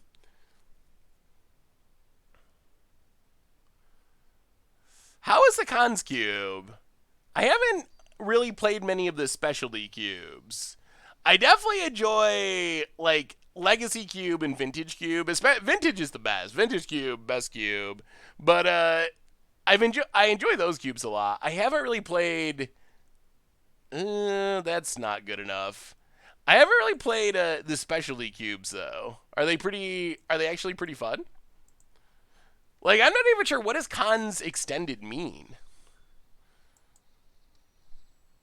I didn't actually read the article on it. Yesterday got a 3 fairy glass skin for 98. Yeah, that is pretty close to free. It doesn't get much closer to free than 98% off. That's as cheap as it gets.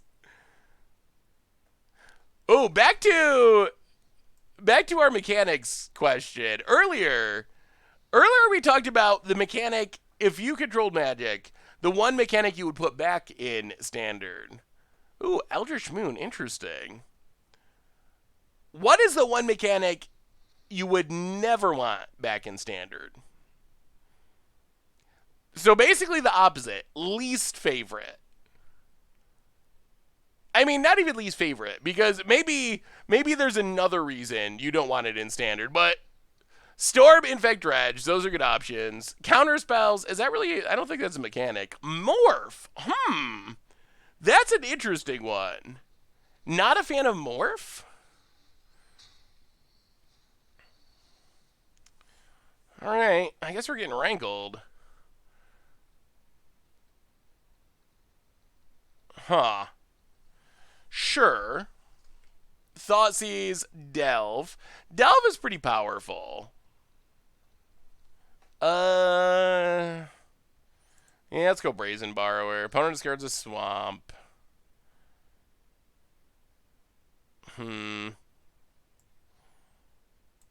Breeding Pool. Fae of Wishes. Triple Fae of Wishes. Get them all. What cards do we want, though? We have 4 mana, so once in the future.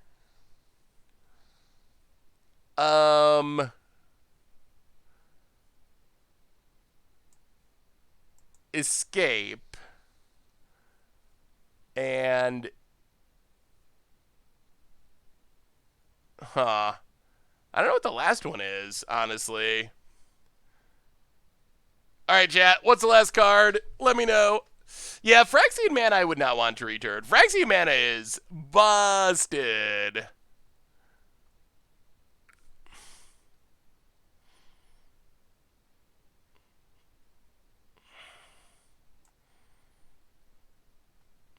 I guess this one's probably going to be the card we discard. Almost certainly. We'll take Shadow Spear. I think that's fine. I think we're discarding whatever...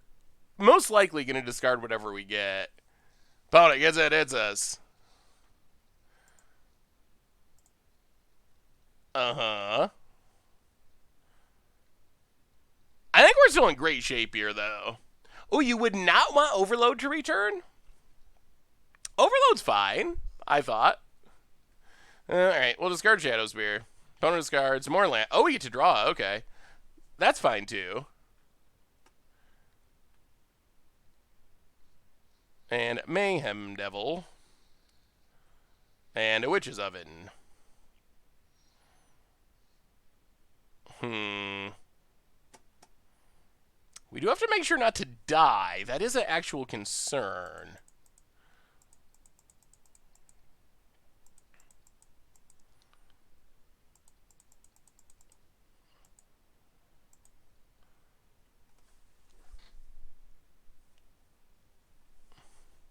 All right, let's play an island. Play Fae of Wishes. Make a bunch of tokens.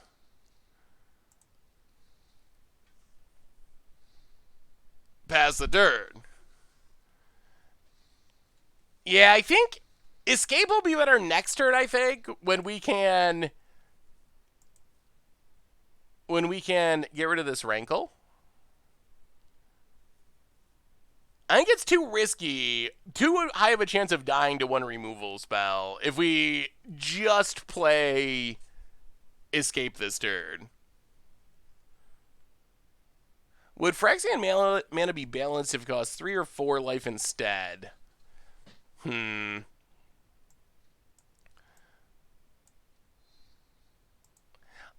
I mean, I think sort of, but not really, is probably my answer.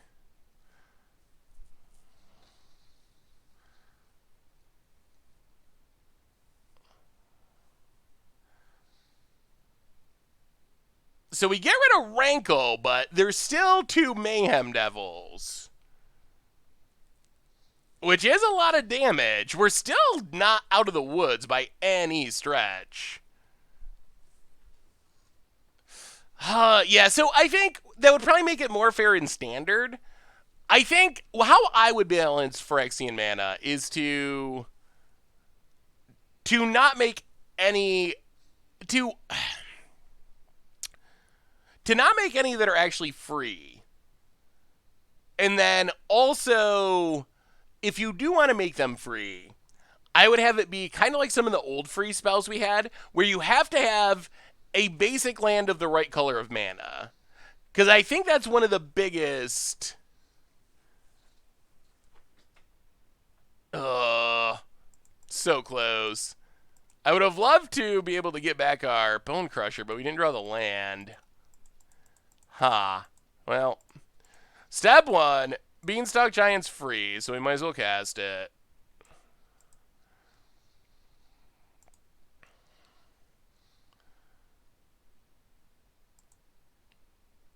Forest.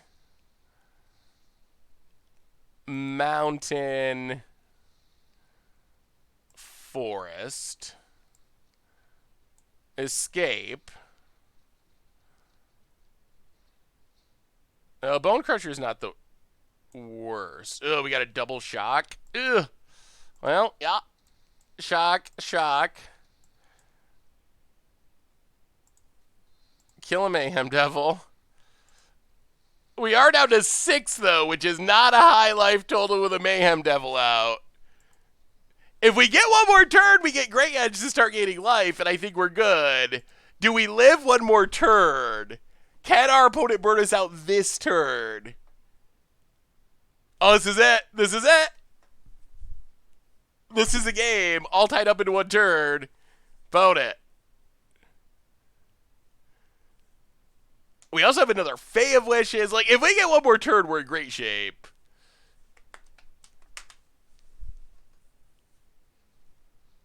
Ooh, another Mayhem Devil. Oh! Okay. Huh. I don't even know if we're in great shape anymore. We dropped to 5. We dropped to 3. What are we getting putted for? I'm very confused.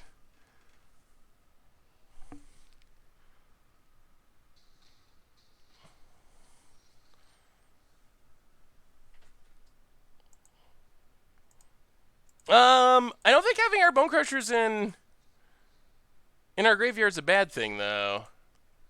I think it's actually pretty helpful here. So, once in the future,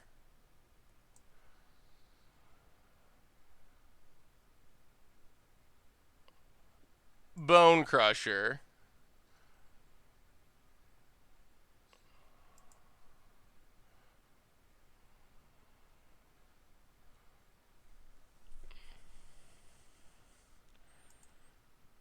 Bone Crusher.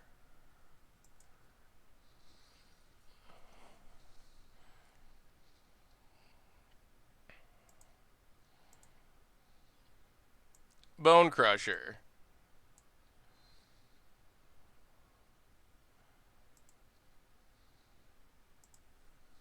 Kill a Mayhem Devil. Hit our opponent.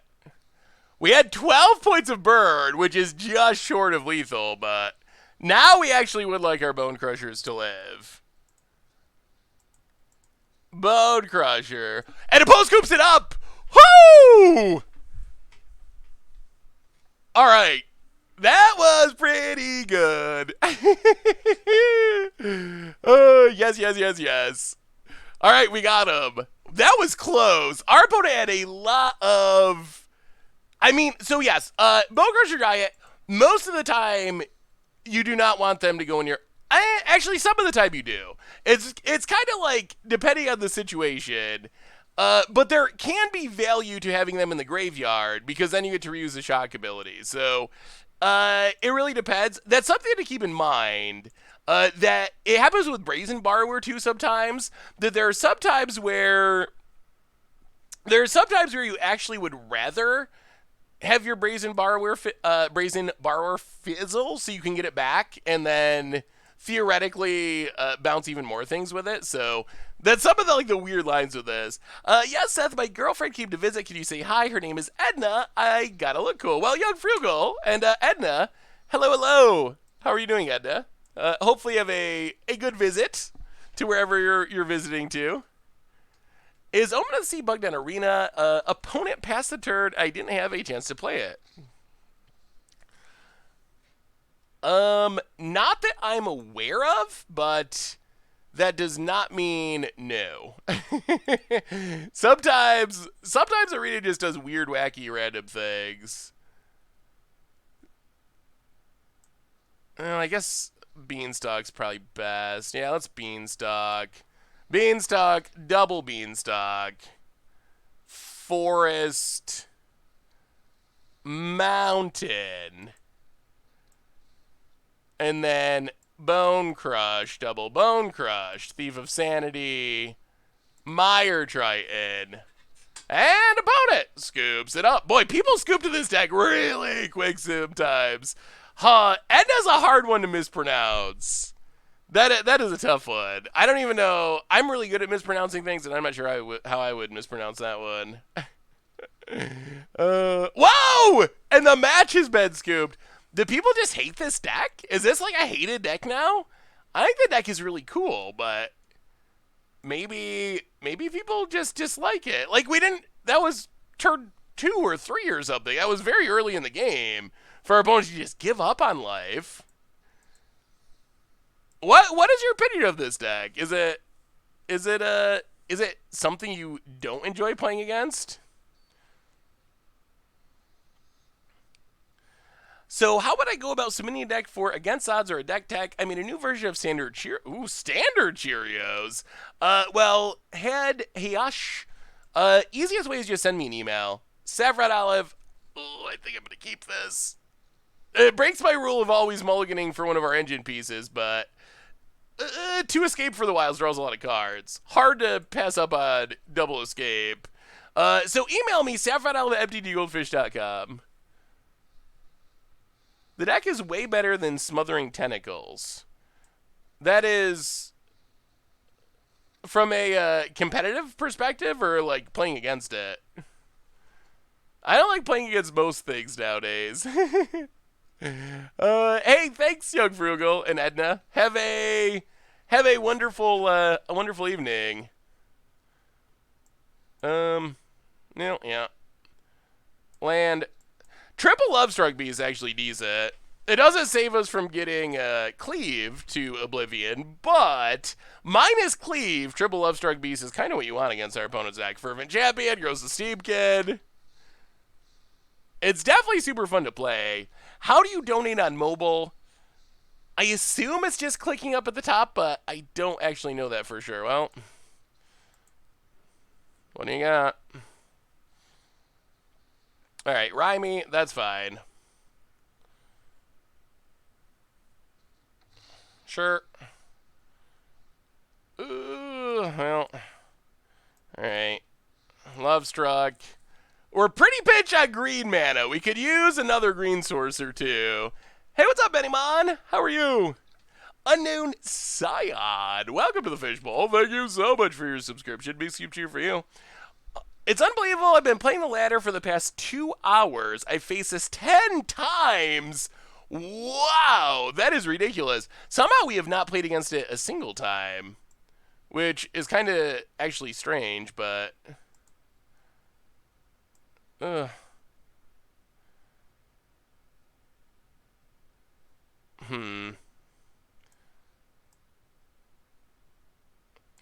Lovestruck Beast.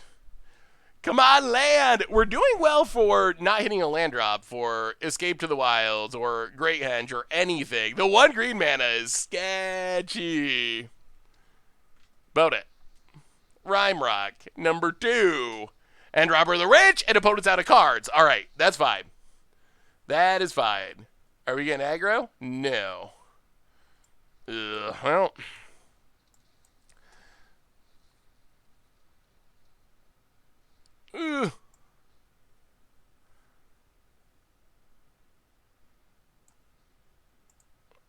All right. We're doing it the hard way, but we're doing it past the turn. No cleave, no cleave, no cleave. Anything but cleave. Anything but that. Literally anything. They always... Okay. It's a land. Opponent swings with everything. Get some triggers. What do they steal? Yes, we know. All in the vase. Pig. Oh, no, that actually works with Rhyme Rock Knight. I probably shouldn't be laughing. Block you. We don't want to lose Love Struck. Block you. Block you. Block you. Block you. Does not seem like the most effective attack. Sure. We will take 2. You will lose your board. Or we'll take 4, I guess. Whew. But now, I feel a concession might be coming on. Opponent passes. Because we get to... Actually, I think we Lucky Clover. Play Lucky Clover. Beanstalk Giant for 2 lands.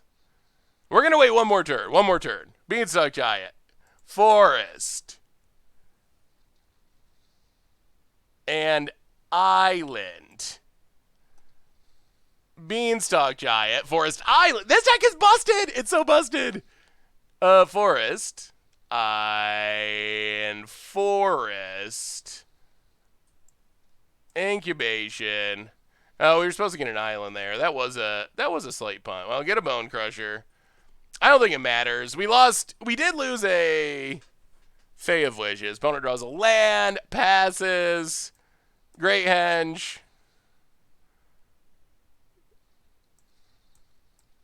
Beanstalk Giant. And opponent scoops it up. Keep scooping it up. Love Struck, it's the birds and the bees, unabsolutely. The Love Struck bees. I think you're a trendsetter, Seth. After I play a deck on stream, I feel like I run into it more often. Maybe. I know that happens sometimes with like budget magic and against odds for sure. That's definitely a thing that happens. Well, this is definitely Ether Gust to the max matchup. We're gonna bring every one of them in. Yeah, Henge is not bad. And maybe go down.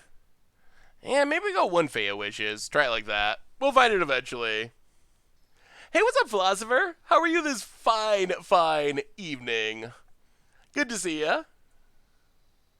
Playing it, that's so crazy. We haven't played a mirror match a single time. Like, none. None at all. Yeah, all right, we'll keep this. Opponent. Scourge Spitter. Well, Temple. Fey Wishes to the bottom. Well, we'll see if it's fast enough. Vote it. Hey, what's up, Big Nips? Good to see ya.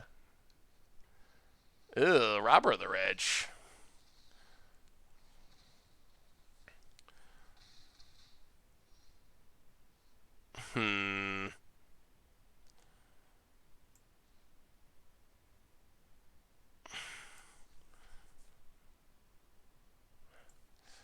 Well, let the shocking begin, I guess. Lucky Clover, pass the turn. Question: have you guys reached Diamond? I was Platinum 1 and 2. Stars left in Diamond. Played a game in 1 out of 3 games, and my stars didn't advance. Huh? I think they're supposed to. I have not heard about a bug with people not advancing in rank when they're supposed to. Yeah, I think it's worth it. So you get to play a land. Love Struck Bees. Make a couple dorks. Pass the turn.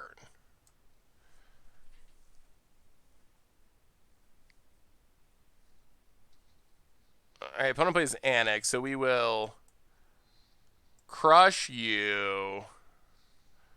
Crush you. We might be doing alright. We might be stabilizing. Has anyone else heard about a bug like that? Opponent gets in. We block. Ooh, working on Sultai Sir Conrad. That sounds sweet. Sir Conrad is definitely a fun one. Huh.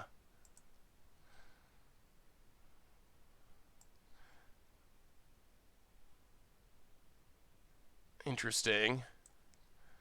Plan Keeper.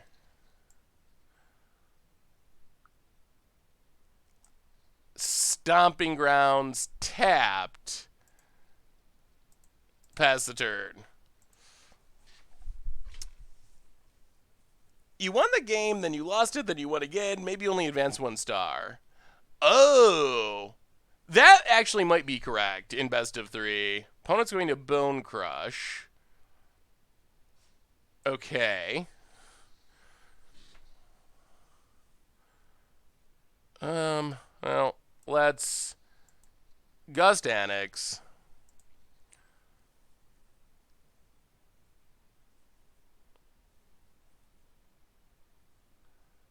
Get it out of there. Opponent attacks. We will block. Yeah, I think each game counts in best of 3. That is my understanding of the system, is that every game does count. So I think in a weird way that might make sense.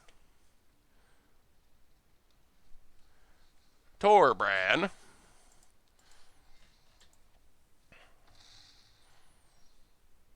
Well, Brazen Bar was actually pretty helpful.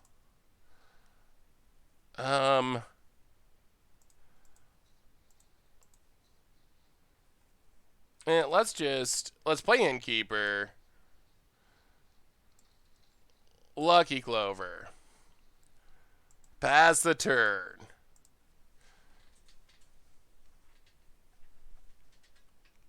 Hopefully our opponent's Cleaves and we can put Torbrand on top and then keep your right cards and win, maybe? Ugh. Okay.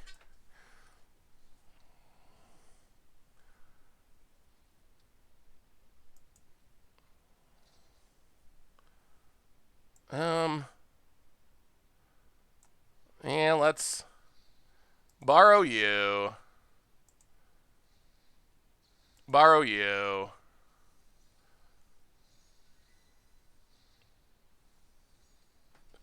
All right. Board is kind of clear. Full price light up the stage. Well, Bone Crusher. Draw some cards. Come on. Let's get the comeback against Mono Red. Bone Crusher. Draw 2. Show us those adventures. Ugh. Lucky Clover. Land. Hitcha.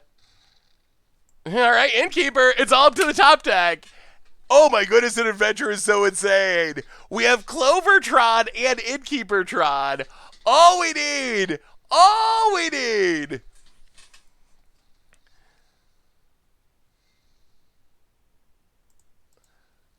All we need is an adventure. Show us an adventure. Oh! Oh, not just an adventure, the best adventure! Oh my goodness, Bone Crusher off the top. You. Oh no! Oh.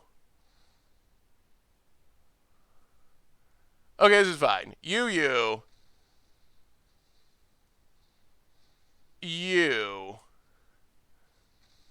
I got too excited and just clicked Torbrand immediately, but I think this still works.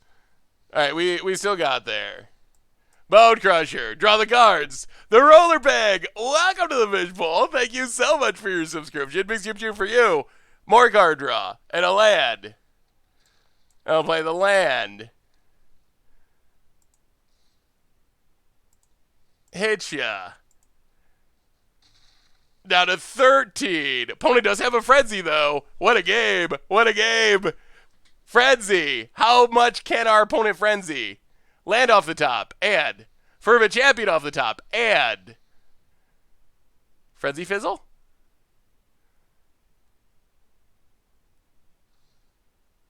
Ooh, Ether Gust. Well, alright.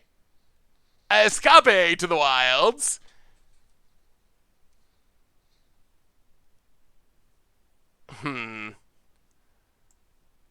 Go to combat.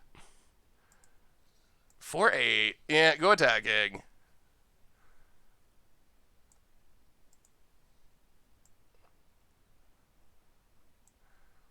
Hit our opponent.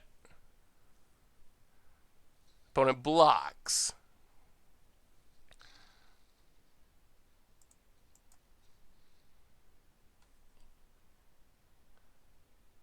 Hang on, hang on. I think we're good.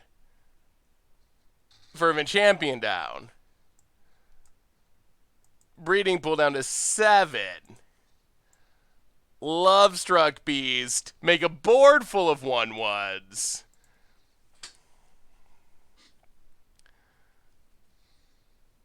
Yeah. Oh my goodness, we're going to take down Mono Red too. I heading out, Venom? Pass the turn. Phone it. Draws. After drawing. Gust that. And that should do it. Put it to the top. Yeah. All right, opponent. Can you 7 us somehow? Annex. Sure. Good card. Passes. Well, Love Struck Beast. Draw 2. Yes, please. We'll take them both. Ugh, 2 lands. Well, play a land. Heart's Desire. Make 1,000,000 tokens. Keep them going.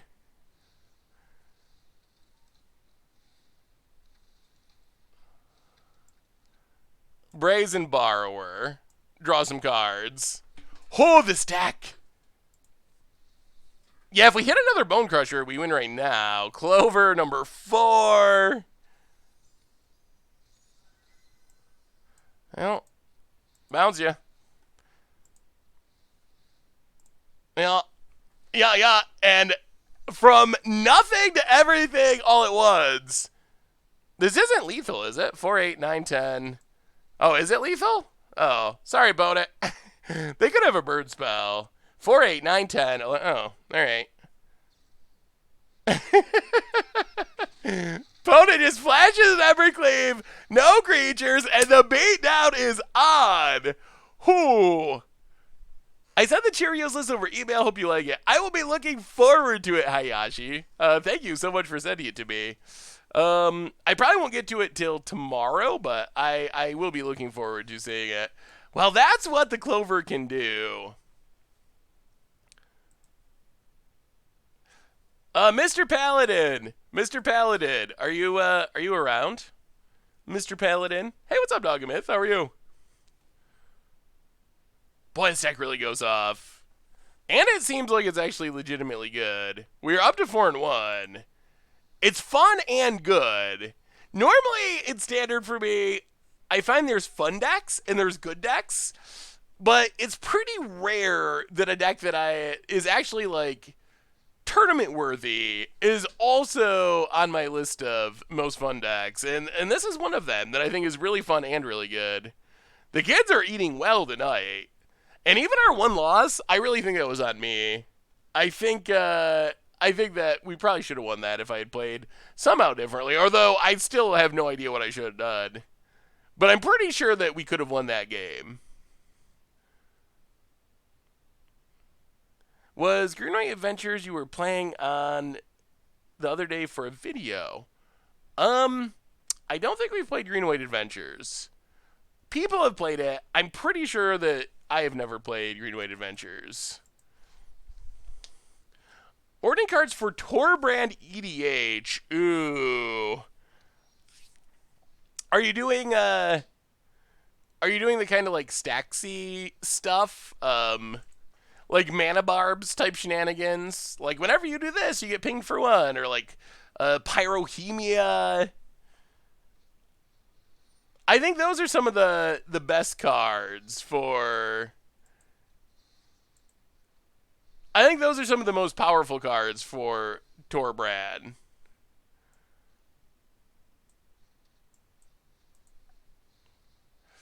Yeah, kind of group slug-esque. I mean, it depends on how mean you want to go. You can make it, like, really painful, which I probably wouldn't go to the max. I personally like mana barbs. Yeah, that's, like, on... I guess it only punishes non-basics. But I think that's, like, right on the edge of what I consider to be what I'd want to be doing. But I do think, like, repeatable small bits of damage like that are some of the most powerful things you can do with it. Steam Vents, bottom. Well, crush ya. Ooh, Goblin Sharpshooter seems sweet. What else is there that repeatedly deals damage? Repeatedly pigs. Probably a fun, less competitive way would be to play, like, actual pingers. like, uh... Like, Ugh.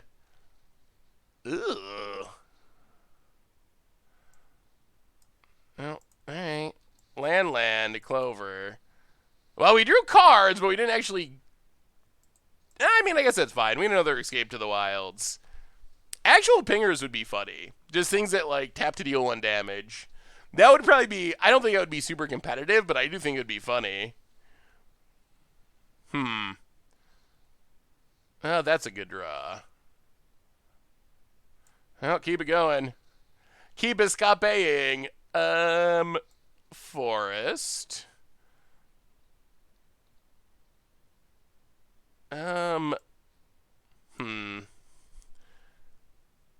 Innkeeper.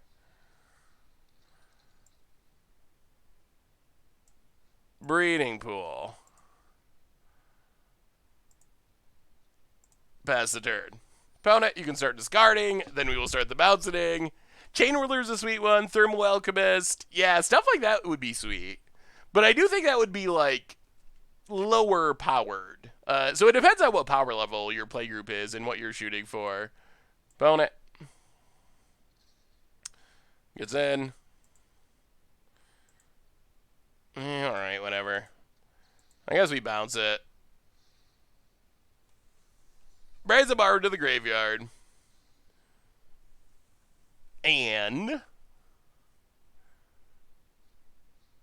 returns.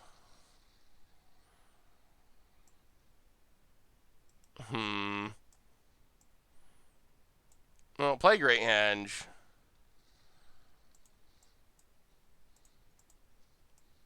Fae of Wishes. I feel like the only way we lose is if our opponent has Embercleave. So we're going to do what we can to play around Embercleave. Draw a card. And this still draws us a ton of cards. Land. Beanstalk. Giant.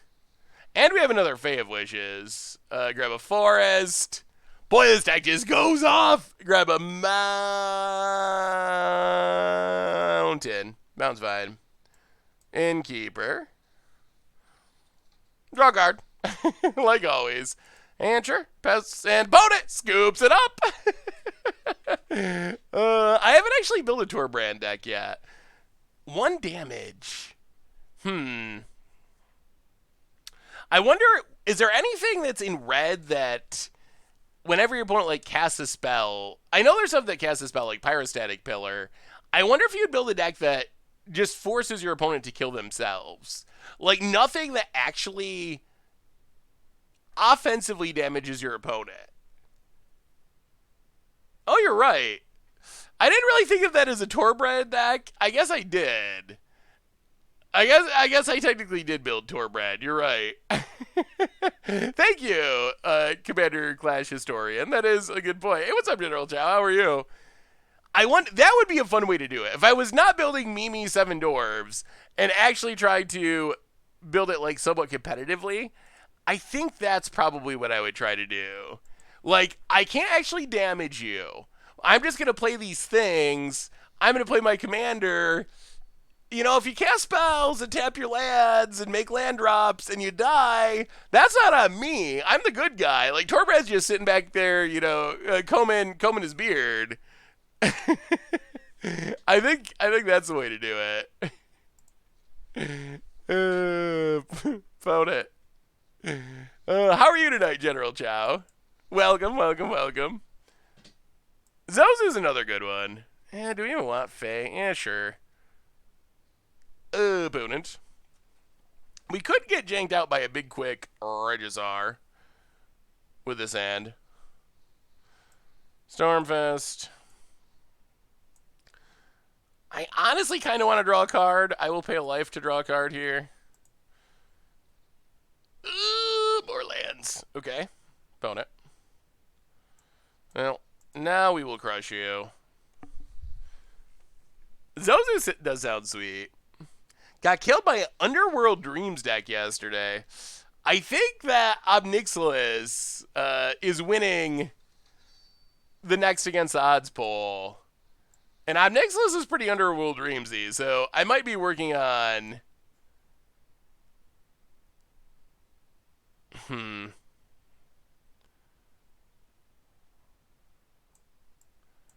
I might be working on an Underworld Dreams deck pretty soon.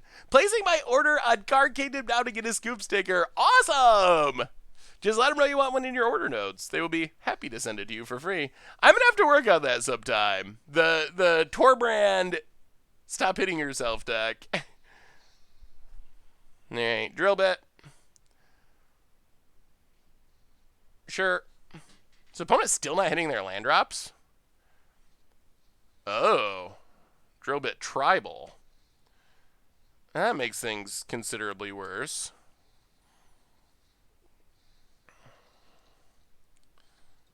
Well, now we need card draw. Our opponent managed to... Well, I guess they're helping us there, but... Opponent did manage to steal all of our card draw. Ooh, Burning Earth is another good one. Where does the donated Villas go after loss? The Villas? I'm slightly confused. Opponent passes. Well, I guess we get in there. If our opponent's just never going to draw land number 3. Black lands.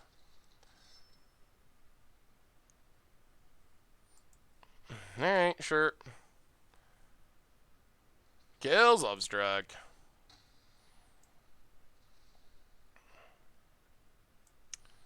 Well, Bone Crusher Giant, play a land, pass the turn.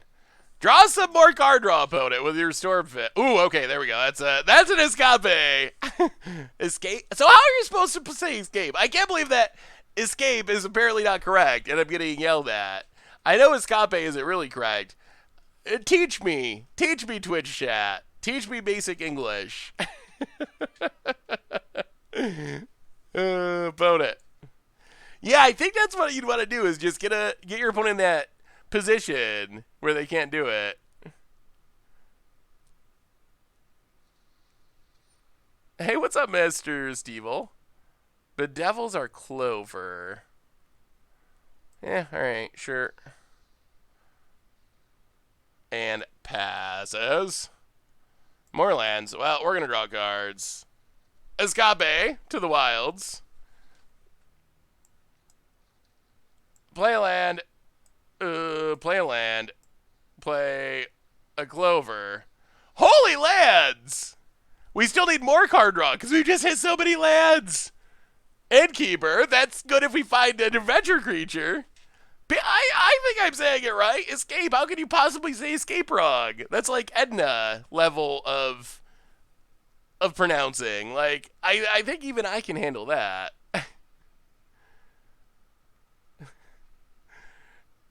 Is escape really a gentlemanly pronunciation? Does anyone actually say that? I mean, we'll get there eventually. So maybe people are just trolling me, but it's been a long, consistent troll about me saying escape wrong somehow.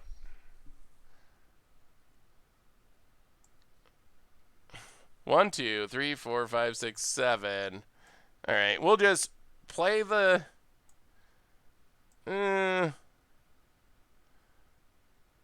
Play a land, play an innkeeper. Beanstalk Giant. Oh, alright. There's Crusher.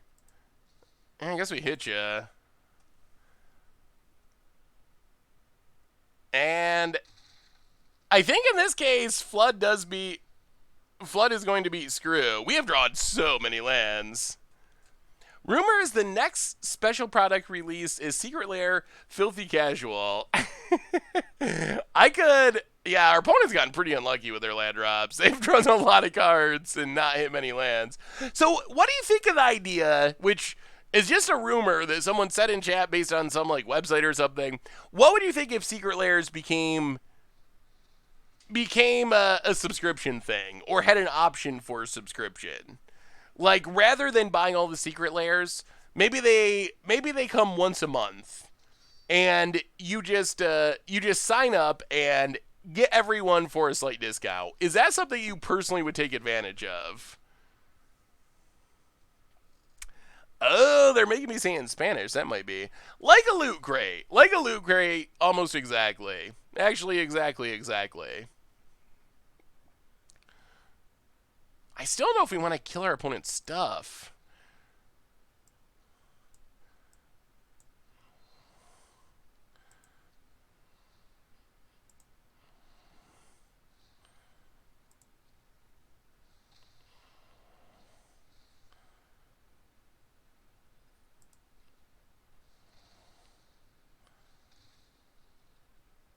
Let's just go face. Play a Crusher.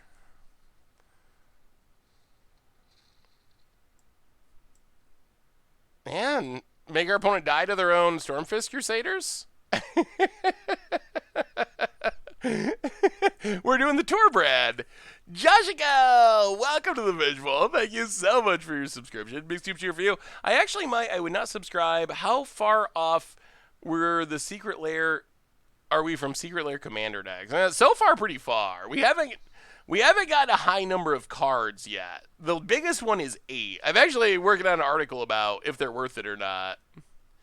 Can you gust your own Crusher? Yeah, we can.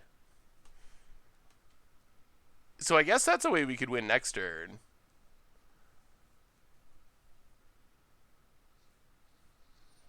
Agonizing remorse. Well, alright. Bounce you. I guess this also is fine. Bounce you, bounce you, bounce you. And the GG's. And the adventure keeps adventuring. And, oh, this deck is so good. I think it would partly depend on how much of a discount they give. That's one of the things I learned researching the Secret Lairs is, and you'll see this, the article's coming out on Sunday. So one of the things I learned is, and it's kind of obvious, but you do get, they're much more likely to be worth the cost if you buy them in the bundles. So if you get an actual like meaningful discount to sign up for monthly, like $10 off or something, then I think it would actually very much be worth it. And no engine piece, but we have good defense, so we're going to keep this. Yeah, there are just like, ooh, okay. There is a ridiculous number of products at the moment. Just absolutely over the top insane. Which, I mean, if it works, it works. I don't know, but it is definitely insane amount of products.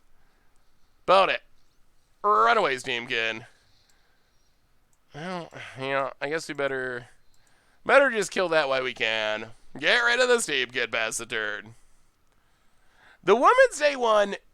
So the other thing I learned, I'll give you a sneak peek of some of the stuff I was writing about, but it seems like the biggest correlation to having a drop be worth it is pretty simply the number of cards in the drop. The ones that are worth way more than their cost, they just have more cards than the other ones. It seems to be more or less as simple as that.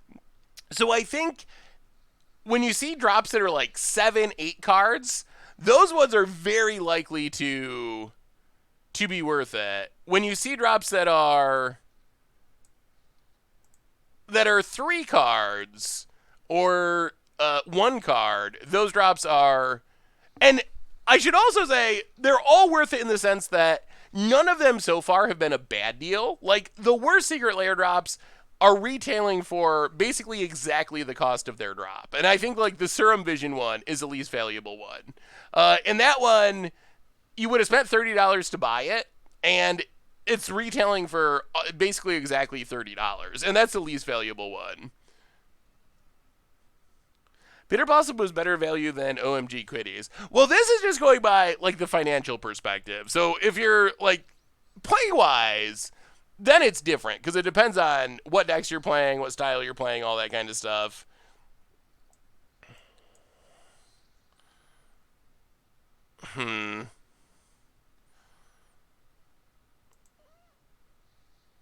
But and most surprisingly, the snow-covered land one is actually the single most valuable one. The one that has the is worth the highest percentage more than the cost of the drop, which that really surprised me. I did not at all, even a little bit, expect that that one was going to be the best of the bunch. That one, when it first came out, that was one of the ones that I thought was going to be the least valuable of the bunch.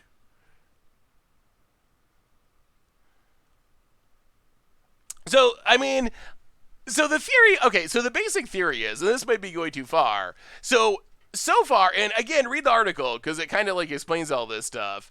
The lands one, yeah, the lands one, the rat one, and the cat one are the three most valuable. The lands one, if you want matching lands, you need a whole bunch of them in your deck. Cats and rats are the two biggest ones in terms of just like number of cards in the release. Boy, we're going to be able to stabilize here. This is going to be really, really tight. Bone Crusher Giant. But I think, so what it seems like to me is Wizards intentionally picks out cards where the value of their original printings, like their non-foil regular printings, roughly adds up to the value of the land drop. We've seen that pretty consistently where it's within a few dollars one way or another. So I feel like that's what Wizards' goal is they just look at, like, okay, here's the rats we were thinking about putting in it, add up the prices, make sure that it's roughly, like, right around the total cost of the drop. And then how they end up having excess value is, like, the rat drop, for example, rat colony is like $250 or something, just a normal non-foil printing. But then that's awkward, isn't it? So rat colony is like $250 for just a normal non-foil printing. But then the secret lair ones are worth like $7 or $8. So that's how you get the most like excess value. There are, it kind of, to some extent, depends on how you count them, but there were 8 drops up until the Theros Gods, and then the Theros Gods were technically 5 drops, which would make 16, or 13 altogether, and then International Women's Day drop is coming in March. Yeah, that was brutal. That Brazen Borrower was actually pretty bad for us, for our opponent to hit. Ugh. All right, Annex returns. Bone it. I don't know if we're getting out of this or not. Playing Keeper. Brazen Borrower. Ooh, Fae of Wishes. Well, we'll see. We will see. Do we live another turn? I don't know. No cleave. No cleave us. Vote it. The Planeswalkers definitely had additional value, but do we know how long they will last? That is the only thing. Like, I assume they're going to go for, like, the next drop, because I don't think we've got all the War of the Spark Planeswalkers, but Wizards never said, like, secret layers, and you get a bonus card or anything like that. So, in theory, I'm expecting someday there's just going to be, like, a drop where all of a sudden that doesn't happen. Ooh, 1, 2, 1, 2. Okay. Well, this gives us hope. Clover. 1, 2, 3, 4. Fae of Wishes.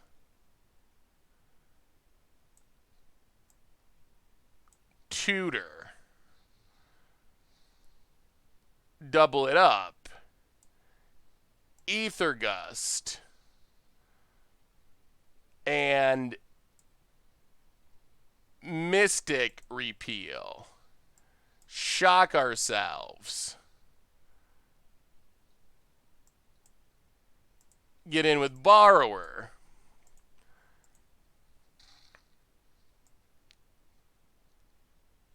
Pass the turn.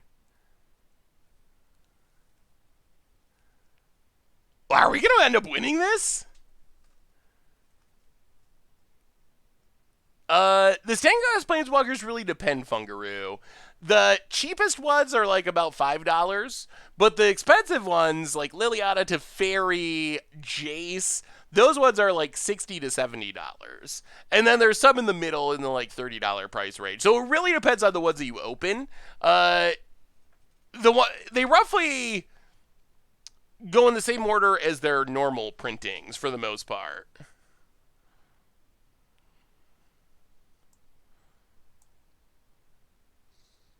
Alright, so opponent attacks, triggers. Well, get rid of Annex.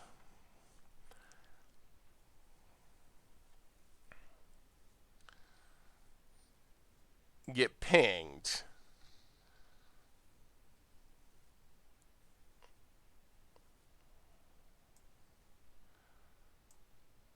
One, two, three.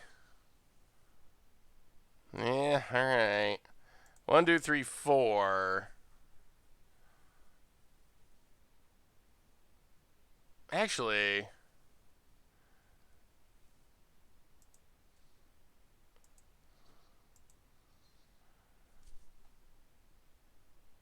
alright,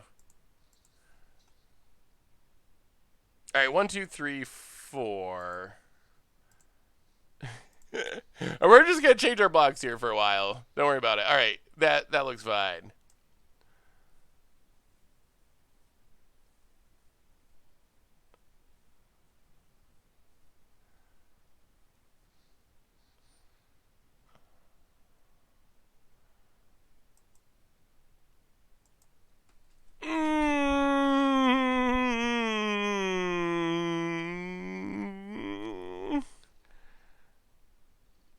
I want to save our Edgewall Innkeeper. Is it worth risking dying to...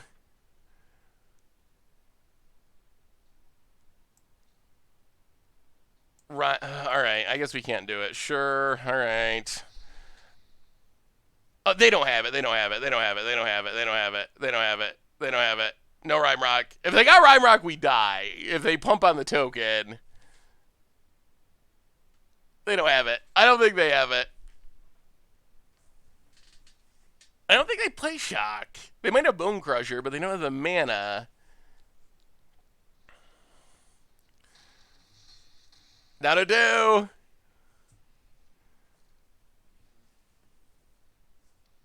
Opponent passes. Staying alive, staying alive. Well, Fae of Wishes, draw a card. Ooh. Great Henge, draw a card.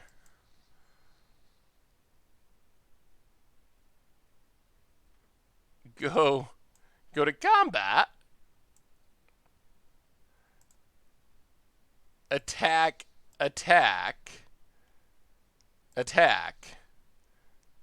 Hit ya. Oh! Yeah, the life gain is key. I think we're gonna win this. This act just kills everyone. Our one henge getting us out of Bone Crusher range and probably winning us this game. All right, about it. Do you have an answer? Can you beat the henge? The greatest of henges. Yeah, henge was a great draw. Just absolutely awesome. All right, about it. What you got? And Oppo scoops it up, and our winning ways keep going. Oh, no. Chat, you didn't see that. Apocalypse. Avert your eyes. No, you're right. I was thinking I didn't even bother to count that we had lethal. I guess that's a good lesson about this deck is kind of like Hardened Scales in Modern or Pioneer. you probably always have lethal when you have Bone Crusher and Lucky Clovers. So that's a little bit of an exaggeration, but it's worth counting. That game I didn't even count. I just assumed that we did not have lethal, and we actually did. So good call. Hey, go down in Escape. Run it like that. Yeah, Henge definitely saved the day there for sure. Lost a game in Cons League today because I was short 1 mana. Ooh. So what kind of archetypes can you draft in the Cons format?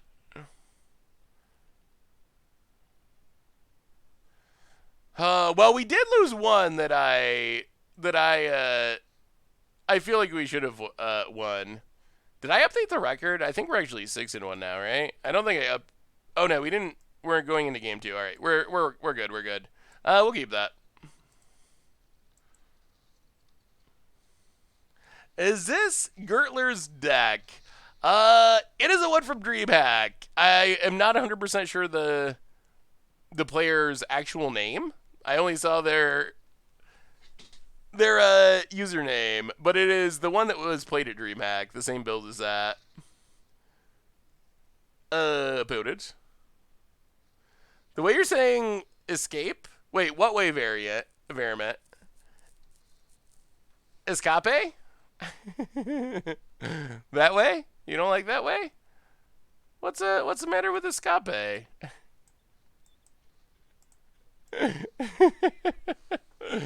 I'm sorry. I'm sorry, very I'll stop.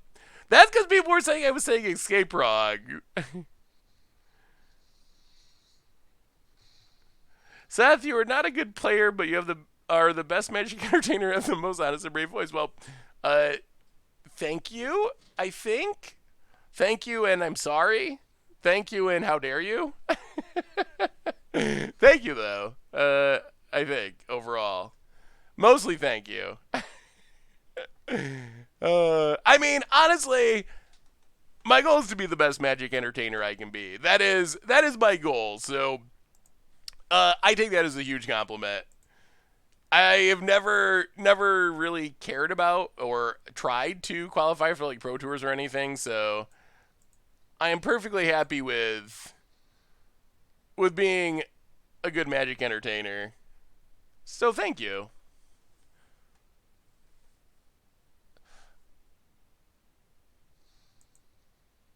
Um, do we not have lethal and I didn't punt? And I am a good player and not just an entertainer? I hope that that's correct. I would be happy if that was the truth. Scourge Spitter. Well, let's get our ramp on. I think we're just gonna keep borrowing our opponent until they give up. Grab a forest. Double Brazen Borrower is pretty brutal. Brazen Borrower is just a very strong Magic card, I would say. Well, pass the turn, instant replay, run it back.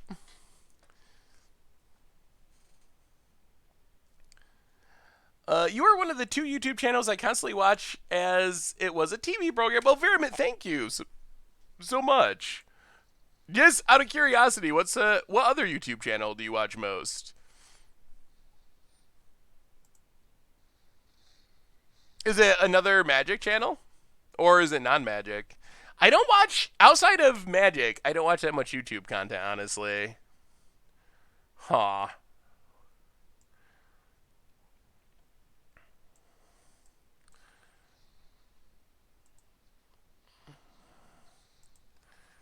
Well, just keep bouncing. We do take a beating here, though. Good luck, cool. We will be back on Monday to have some more fun. So I'll see you then. Yeah, Brazen Borrower should not be mythic. I very much agree with that.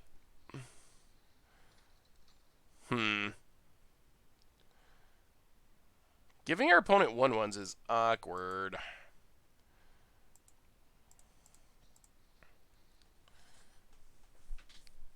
So awkward. Everything about this. Maybe we just gotta pass? That's also awkward. Well, Shockland. Yeah, pass. Ugh, yeah. No cleaves. No cleaves, please. Boat it. Mountain.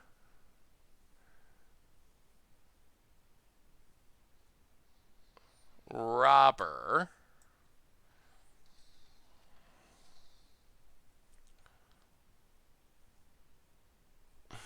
Yeah, opponent might have us here. Oh, they can still cleave? Well, if they got cleave, I guess they got us. Kill robber.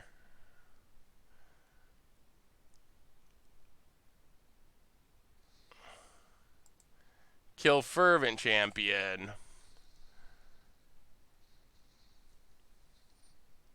Opponent gets tokens for days. Annex gets smaller.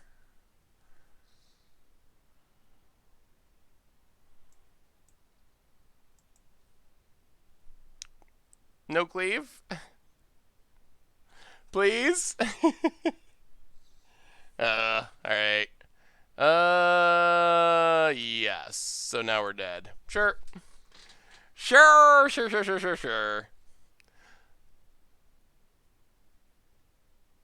Close. The mono red matchup is closer than I would have guessed. I don't know if we're actually favored overall, but it is pretty close. All right. Come on. Let's finish it off with the 6-1. Let's get this win. We can do it. We can do it. I mean, sometimes you just got to hope that they don't, but know that they probably do. Mono red feels like they always do. Yeah, Silver Queen is that is a good name. What's the best arena name you've seen? I'm trying to think. Everyone, I don't remember all of them, but every once in a while an opponent has a name that just like makes me laugh. It does happen. It does happen once in a while.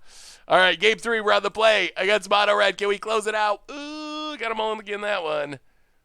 Ugh. All right. Well, I guess this will keep.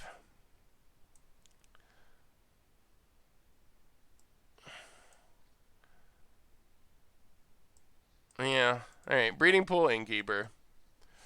Well, we'll see. Fae of Wishes is a good blocker for now, and it draws us cards. You've seen some inappropriate names. I thought that they prevented people from doing inappropriate names, but I guess I don't know what the actual line is. In response, I bolt myself. That is a pretty good one. Bat piss. That is a little extreme, I would say. I don't hit you. What is your favorite janky fun deck in Standard right now? Probably the Smothering Tentacles against Odds deck we played. The combos on that are just like so spectacular. Well, there's the mountains our opponent probably wanted. Yeah, play a land. Fae of Wishes. Draw a couple cards.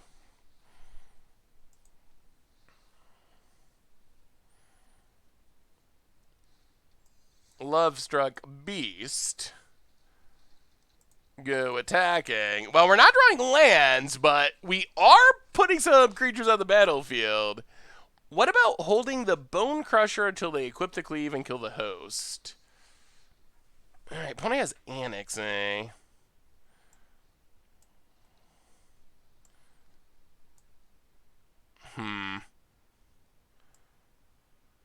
We could get cleave this turn. So let's Beanstalk.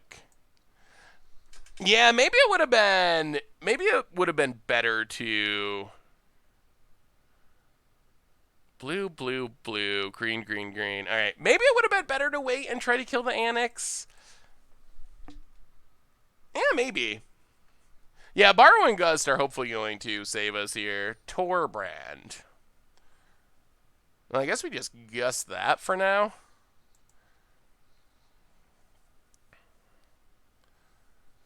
Wow, to the bottom. Interesting. Opponent passes. Well, Love Struck Beast.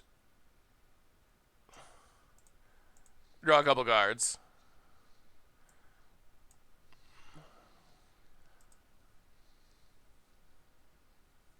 escape, and a land. I'll play the land, make a 1/1.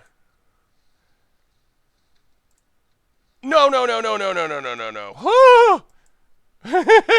We do not want to discard the card that saves us from Embercleave. Get it, did ya? Down to 16. Pass the turn.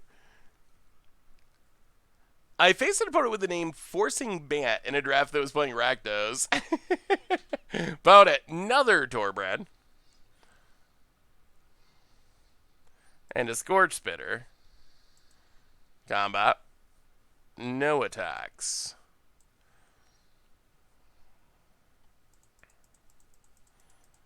I don't love Struck Beast. Draw a couple cards. Hopefully at least one land. Ugh, no land. Alright, pass the turn. Oh, this is really close. We can survive the cleave at least. Clover seems worse without Clover. That is very true. Clover is so good in this deck. Opponent land, add Scorch Spitter. Plays a Scorch Spitter. No attacks. Alright, so crush a Scorch Spitter.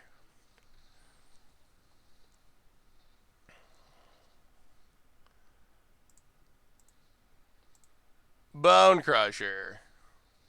Draw a couple cards.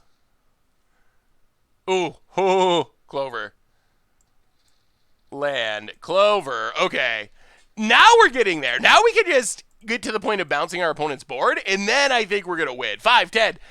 All right. I think we just win next turn, actually, as long as we survive. Opponent goes to combat.